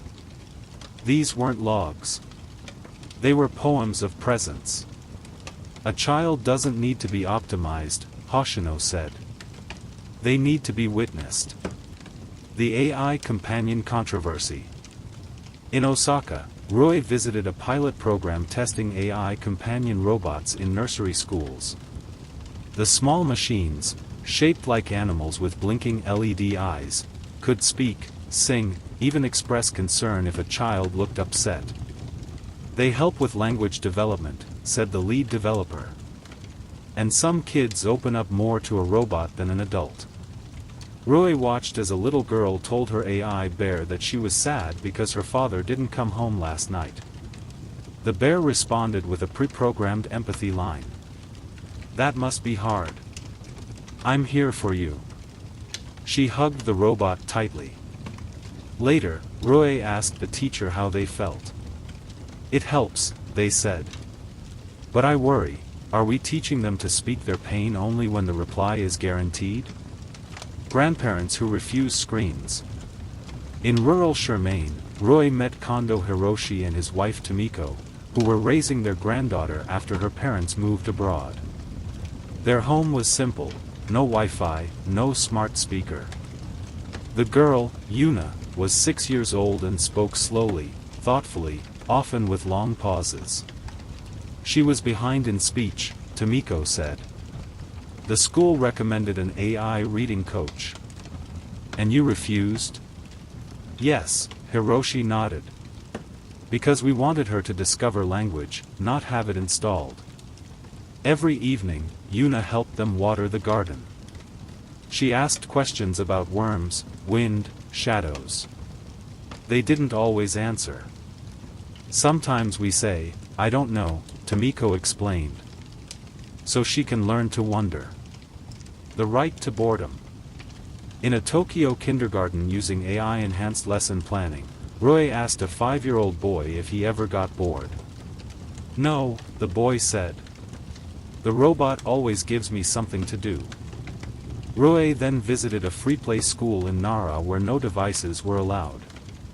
When he asked a child there the same question, the boy nodded. "I get bored every day," he said cheerfully. "That's when I think about flying." Hoshino, the teacher from Karuizawa, later reflected. Boredom is the birthplace of imagination. But AI kills boredom before it begins. That is not a gift. That is theft. The toy that never breaks. At a department store in Ginza, Rui examined the latest AI-enabled toy, a doll that never malfunctioned, never broke, never cried unless prompted, and always replied kindly. Nearby, a girl tugged her mother's sleeve and pointed to a rough, wooden rabbit hand-carved by a local artisan. "Can I have that one?" "But it doesn't talk," the mother replied. "It doesn't light up." "That's okay," the girl said. "I want to tell it a story." The moment that cannot be predicted. Rui returned to Karuizawa one last time and watched a child sitting in a field, staring at a butterfly. He sat beside her, quietly. "What are you doing?" he asked. "I'm waiting to see if it lands on me," she said. They sat together, 10 minutes, in stillness. Eventually, the butterfly came. And left. Nothing was recorded. Nothing was optimized. But it was the most human thing Rui had seen in weeks. Japan's resistance to AI in childhood wasn't about rejecting help. It was about defending discovery. The kind that takes time. The kind that comes from falling, and wondering, and failing without feedback.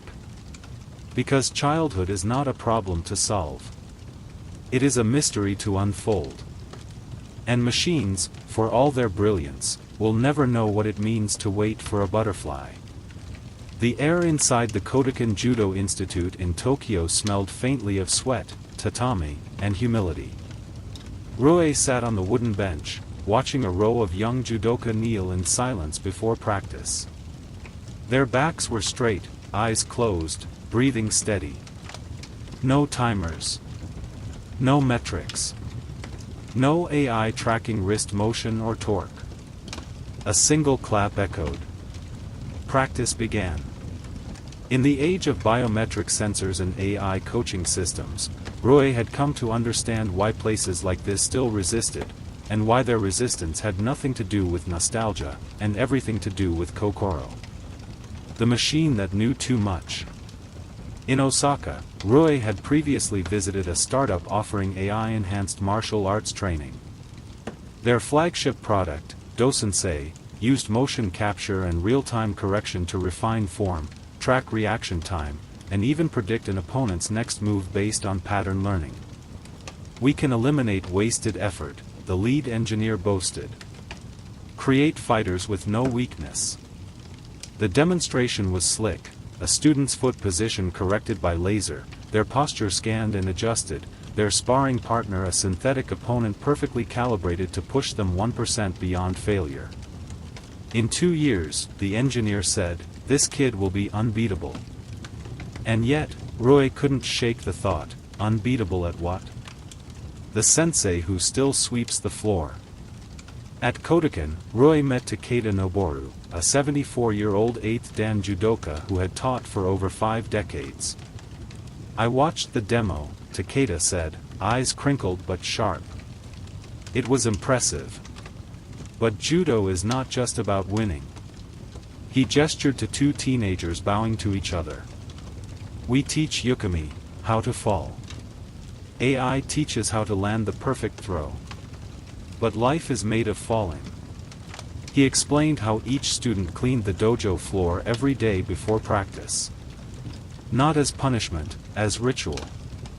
If you don't know how to bow, you don't deserve to fight. Sumo and the weight of honor.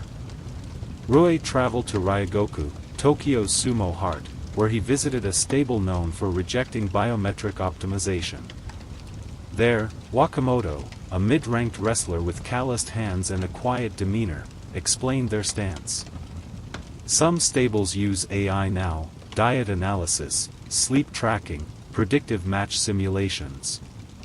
But our Oyakata says, you fight with your belly, not a spreadsheet." He recounted a training match where he lost 3 consecutive times to a younger opponent. "The algorithm would say I was fatigued. But my elder just said, you're not angry enough yet." "And were you?" Rui asked. Wakamoto smiled. "After the 4th loss, I found the anger. Then I won." Kendo, the sword and the heartbeat. In Nagasaki, Rui met with Sakamoto Ayam, a kendo instructor at a school that banned smart devices during training. She recalled a student who brought an AI coach app that provided feedback on shunai swing velocity and strike accuracy. He got faster, she admitted. But his his sense of distance, was off. And he stopped listening to his breath. She stood and demonstrated a strike, then paused, completely still. "AI can measure the cut," she said. "But it can't understand the moment before it. That stillness is where the fight is decided." the voice of the wrestler who lost well. In Gifu, Roy attended a high school baseball game, the kind where dreams live and die in 9 innings. The losing pitcher, eyes red, bowed deeply to the crowd, then to his teammates. Roy spoke to the coach afterward. We had access to AI scouting, predictive batting patterns. But I told the team, lose on your own terms. The coach showed Roy a clip of the pitcher's final throw, a curveball that just missed the edge. He chose that pitch, the coach said. Even though the data said fastball. That choice will stay with him forever. And that's more important than winning. Why the body still matters. At Meiji University Sports Science Department, Roy interviewed Professor Hayakawa, who argued that Japan's cultural resistance to AI in sports came down to one thing: body knowledge. In Zen Buddhism, they call it Shinshin Ichinyo, mind and body as one. A perfect swing, a perfect throw, these are not just physical. They are being itself. Hayakawa feared that outsourcing development to machines would reduce athletes to input-output systems.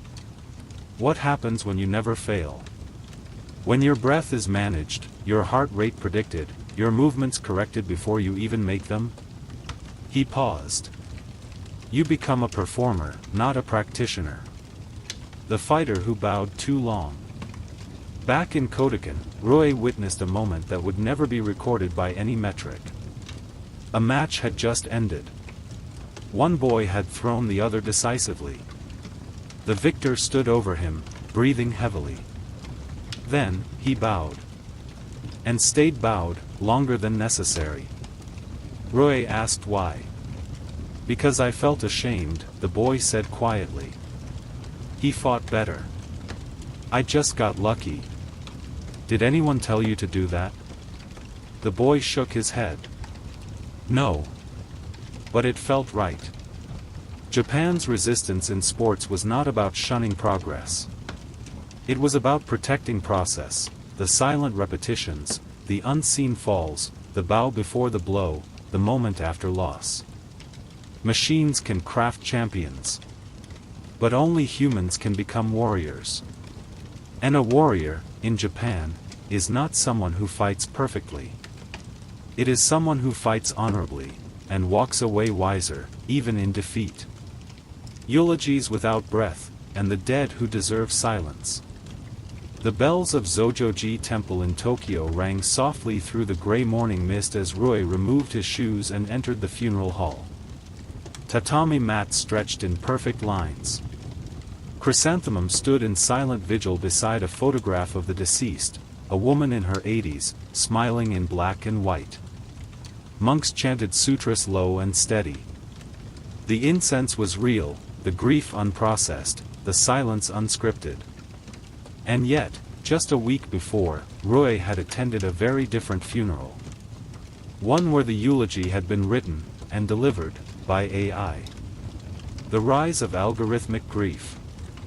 In a corporate hall in Shinagawa, Roy had watched a service conducted by Memoria X, an AI-powered platform designed to optimize mourning.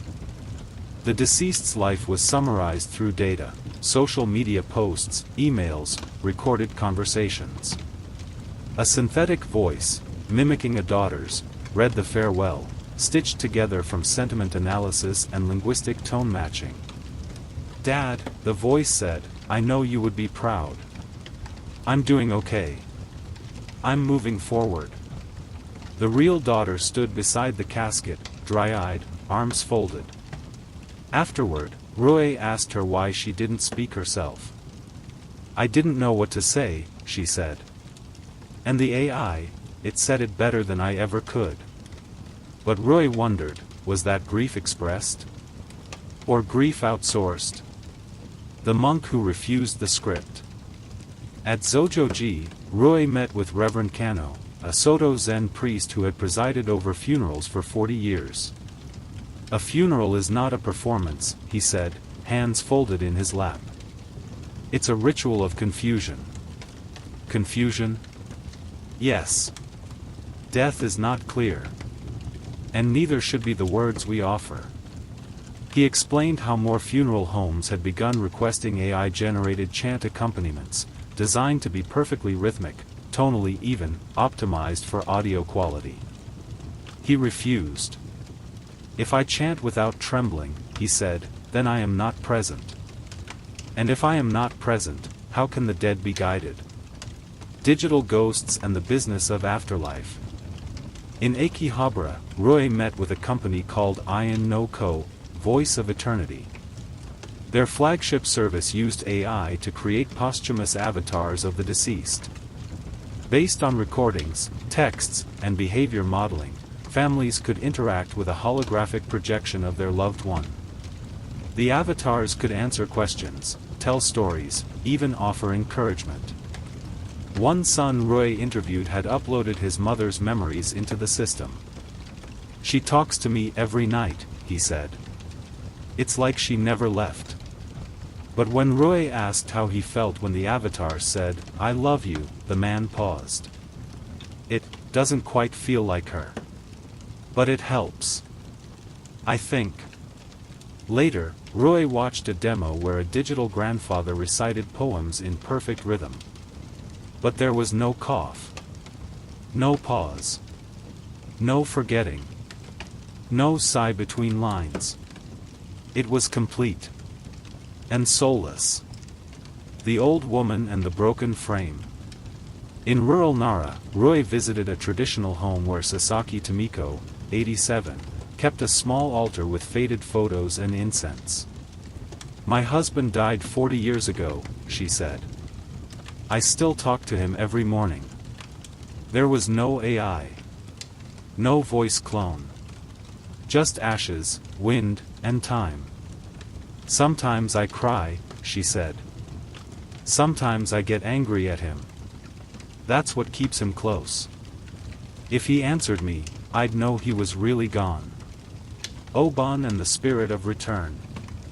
During Oban, Roy walked through lantern-lit streets in Kyoto, watching families release candlelit boats into rivers, guiding ancestral spirits home. He spoke with a young girl holding her grandmother's hand. "Who are you waiting for?" Roy asked. "My big brother," she said. "He died when I was little. But he comes back tonight." "Do you talk to him?" "Yes." "Does he talk back?" She shook her head. "But I feel it when he's here." Later, Roy watched her kneel before a small altar, her hand resting on the boat as it drifted away. No words. No data. Just faith. Resistance through ritual. In Tokyo, Roy interviewed Dr. Hasegawa Rika, a cultural anthropologist studying mourning. "AI seeks to resolve grief," she said. "But grief is not a puzzle. It is presence after absence." She argued that Japan's mourning culture, built on aware, and unspoken love, was fundamentally incompatible with algorithmic closure. Our rituals are not designed to solve. They are designed to sit with pain until it softens. She smiled faintly. An AI cannot whisper to a ghost. But a grandmother lighting incense can. The memory that wavers. Back at Zojoji, after the funeral ended, the family stayed long after the guests had gone. A granddaughter stood before the casket, holding a letter. She began to read, voice cracking, hands trembling. Halfway through, she stopped. The words were too much. Silence followed. No machine filled it. Eventually, she bowed, tears falling on the tatami. No AI could have spoken for her. And none should try. Japan's resistance to AI in mourning was not about refusing comfort. It was about protecting the sacred mess of human grief, the hesitation, the forgetting, the trembling breath, the long silence after, "I'm sorry." In Japan, even death has rhythm. And no algorithm, however precise, can guide a soul across the river better than one living hand, folding paper, lighting incense, saying nothing at all. The brushstroke that shakes, and the line that cannot be completed. The ink smelled faintly of pine smoke and age. In a sunlit studio on the outskirts of Kanazawa, Roy watched Yameba Kiko, a calligrapher in her 60s, press brush to rice paper. The stroke began firm, then wavered mid-curve, as if catching her own breath. She paused, then bowed to the page. "There," she whispered. "It's finished." "But it's crooked," Roy noted gently. "That's why it's honest," Akiko said. "A perfect stroke lies. A trembling one tells the truth." The flood of AI art. In Tokyo's tech district, Roy had visited an exhibition hosted by Neo Canvas, showcasing work generated by the latest Japanese image model, Shinjian. It could render traditional sumie landscapes, ukiyo-e portraits, even manga panels, all in the styles of famous masters, in seconds. A robotic arm painted replicas live. The brush never trembled. Visitors gasped. The images were stunning. Mountains drifted through fog. Samurai gazed stoically across digital rice fields. It was flawless. But Roy kept searching for something. He found none of the subtle unevenness. None of the ink bleeding slightly against grain. None of the artist behind the art. Only an echo of someone else's perfection. The manga artist who drew slower. Back in Kichijoji, Roy met Fujikawa Ritsu, a manga artist with a cult following. She still drew by hand, using dip pen and screen-toned sheets, even as her publisher urged her to move to digital or adopt AI-generated panels. "They say it'll save time," Ritsu said. "But it costs something I'm not willing to lose." She handed Roy a draft page, 2 characters arguing in a rainstorm. The panels were imperfect, gutters slightly misaligned, rain marks uneven. "I drew this scene the day my partner left me," she said. "That rain isn't just weather. It's me." She tried letting an AI assist one chapter. The result? Clean, balanced, lifeless. "Readers noticed immediately," she said. "They didn't know why. But they felt the emptiness. Sumie and the weight of the empty space." In Kyoto, Roy attended a sumie, ink painting, lesson with Matsuo Haruka, who taught the discipline to university students. "This is not painting," she said. "It is breathing. You paint one stroke, then wait. The white space is not blank. It's alive." An AI painting assistant had been offered to the school, but she declined it. "It draws faster. Better. But it doesn't stop to listen to the page." She placed 2 paintings in front of Roy. One was a plum blossom rendered by a machine, crisp, symmetrical, beautiful. The other, hers, a single branch arching into a pale space, petals falling mid-air. The ink ran slightly.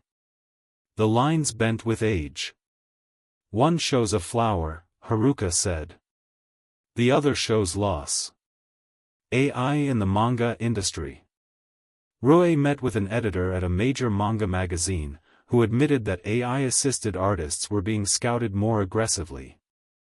"It's fast," the editor said. "We can test multiple endings, redraw panels in seconds. We can sell more." But when asked which stories lasted, he sighed. "The ones that come late.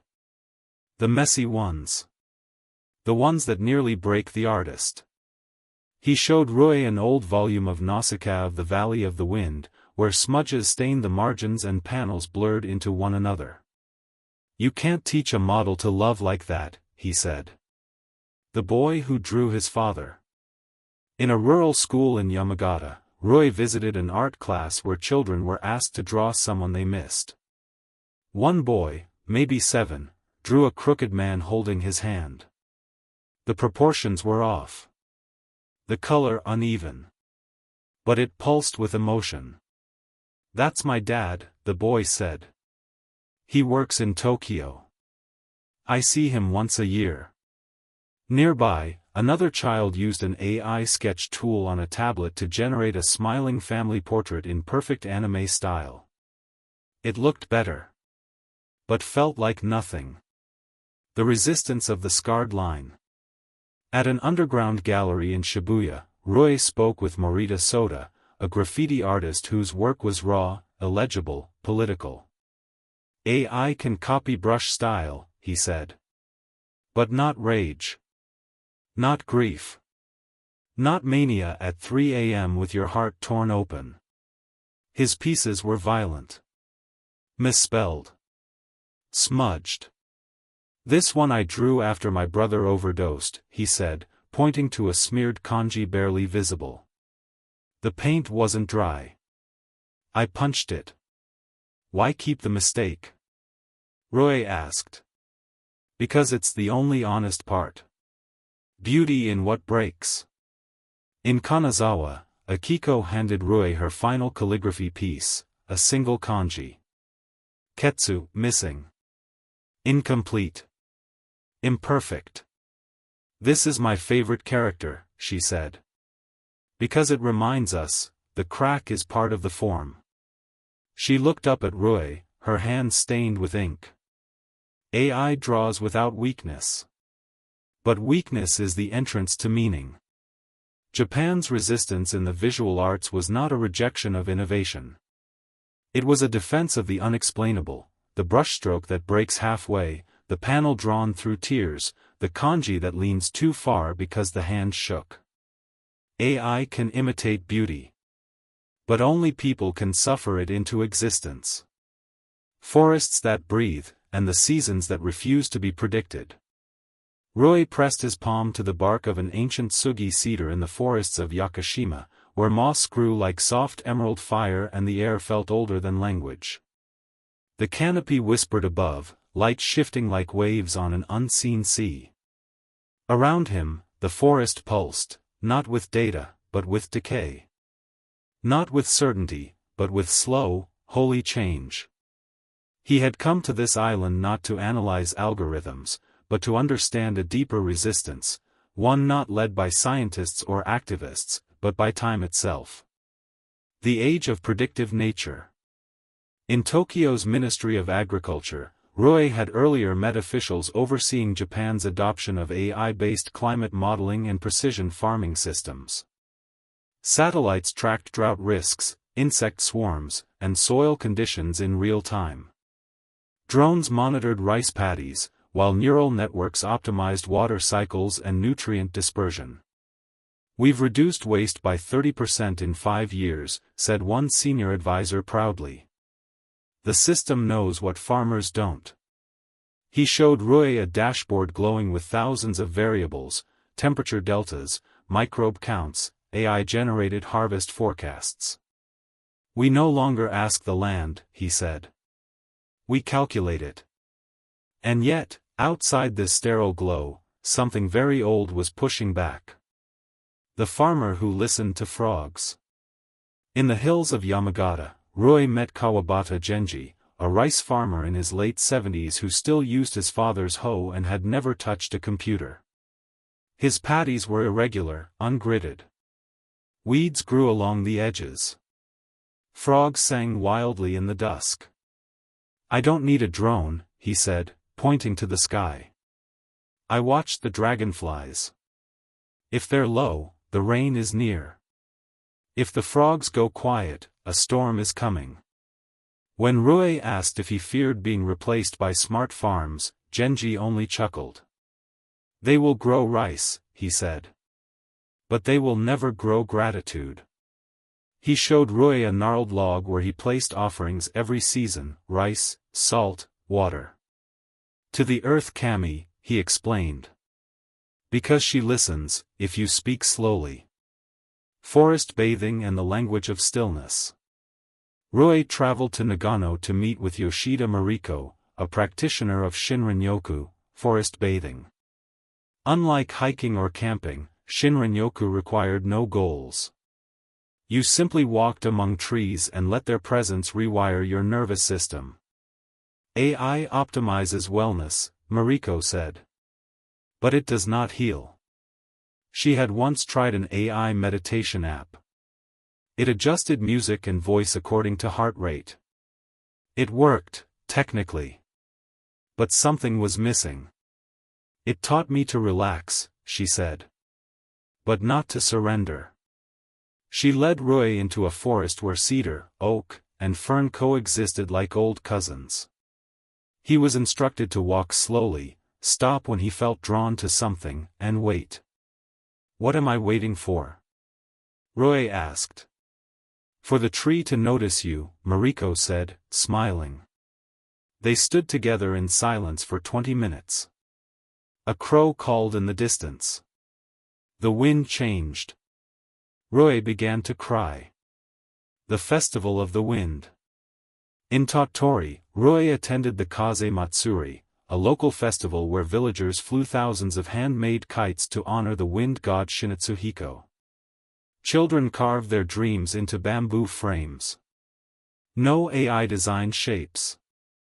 No drone-assisted flights. Just fragile paper and sky. One girl ran, her kite stuttering midair before catching a sudden gust. She laughed so hard she fell. "The wind doesn't listen to sensors," said her grandfather. "It listens to laughter." Later, Roy met the festival elder, who said newer towns had tried algorithmically timing the launches for maximum lift. "They lost something," he said. "Because the waiting is the sacred part." He lit a small candle at the base of a cedar and murmured thanks. "Even if the wind doesn't come, we bow to it." The monk and the withering leaf. In the remote temple of Gokurakuji, Roy spoke with Abbot Tanaka, who had begun tending the moss garden himself after refusing offers to install AI irrigation. "The moss dries some years," Tanaka admitted. "The tourists complain." "And you don't fix it?" Roy asked. Tanaka knelt beside a patch of dry moss and gently pressed it with his palm. "Everything dies. Even beauty. Especially beauty. If we always fix it, we forget to grieve." He showed Roy a stone lantern darkened by generations of rain. "The algorithm would tell me to clean this. But it stains our memory." The drone that forgot the crow. In Ibaraki, Roy visited a research farm using autonomous drones to spray fertilizer with pinpoint accuracy. As he watched, a crow landed on the paddy edge, pecking curiously at the soil. The drone, following its protocol, buzzed past. The crow flinched but remained. "The system doesn't see birds," the operator said. "Why not?" Roy asked. "They're irrelevant." Later that week, a fungal bloom occurred in that same area. The researchers were baffled. "The crows always warn us," an old farmer said. "They come before the rot." The drones had missed the signal. Because it had no data tag. Resistance in impermanence. At the Kyoto Botanical Institute, Roy met with Dr. Morimoto Asako, who studied ancient Japanese phenology, the observation of natural cycles without sensors. She kept a hand-bound book where she marked each year's first cicada cry, first maple blush, last cherry petal fall. No timestamps. No graphs. Just presence. "AI forecasts the sakura bloom to the minute now," she said. "But no one waits anymore." "Isn't that progress?" Roy asked. "No," she said. "Because waiting is when love enters." The cedar that survived. On his final day in Yakushima, Roy hiked to the Jamansugi, a tree over 2,000 years old. The trail was hard. His legs ached. At times, he wanted to turn back. When he arrived, the tree stood immense, gnarled, partly hollow. Birds nested inside it. Vines wrapped its trunk like time itself, refusing to let go. There was no sign. No explanation. Just awe.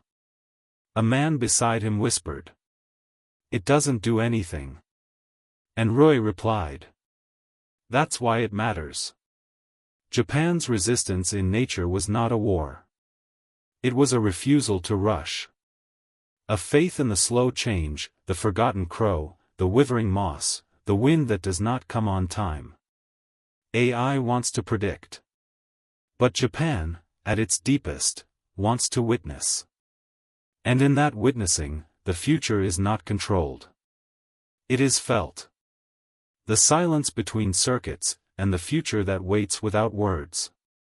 Roe stood once again in Shibuya Crossing, the heart of hypermodern Tokyo, a place that seemed to pulse with light itself.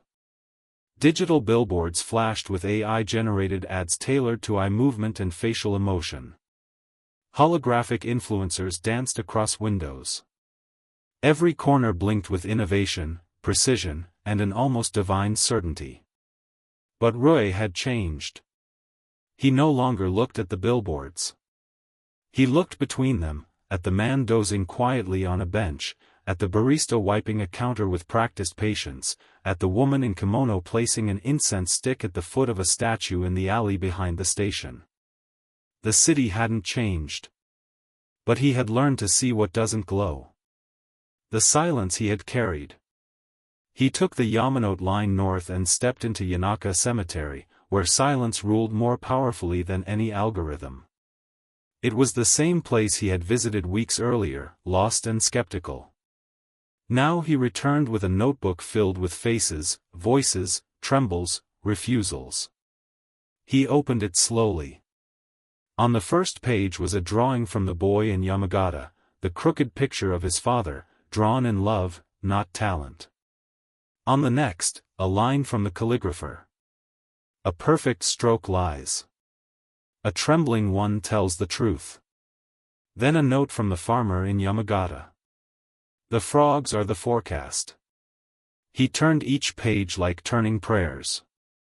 Pages filled with stories where people had said no to efficiency in order to say yes to presence.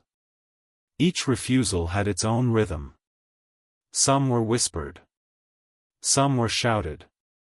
Some, like the girl in Oban waiting for her brother's return, had no words at all. Why Japan didn't say no to AI, but something deeper. In a quiet teahouse in Koenji, Roy met once more with Professor Hayakawa, the philosopher from Meiji University who had once told him, "You become a performer, not a practitioner." "I've seen so many people resisting AI," Roy said. "But none of them are saying it directly. There's no protest. No manifesto." Hayakawa nodded.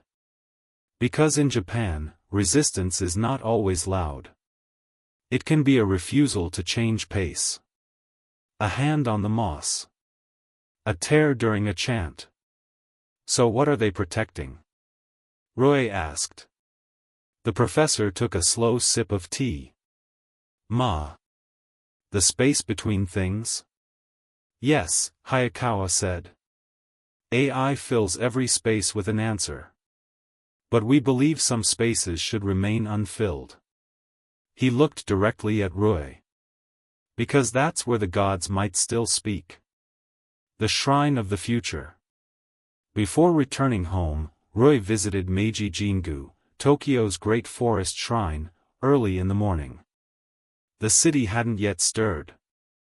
Only crows spoke. At the offertory box, he closed his eyes and whispered a prayer. He didn't ask for understanding. Or clarity.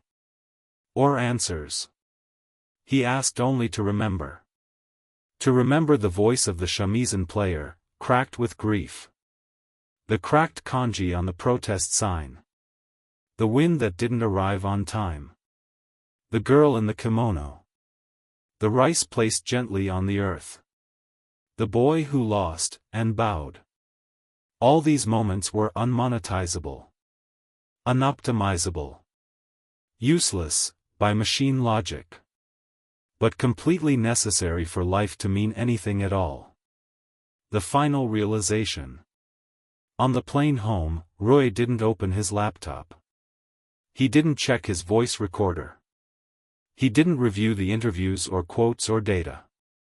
He just stared out the window as Japan receded behind cloud.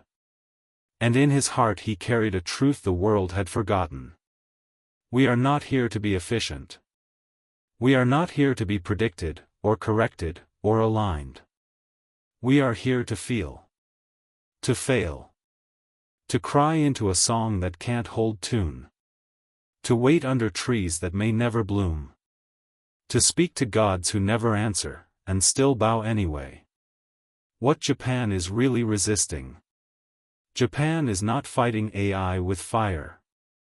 It is defending a space that machines can't find. Not because it is hidden. But because it is empty.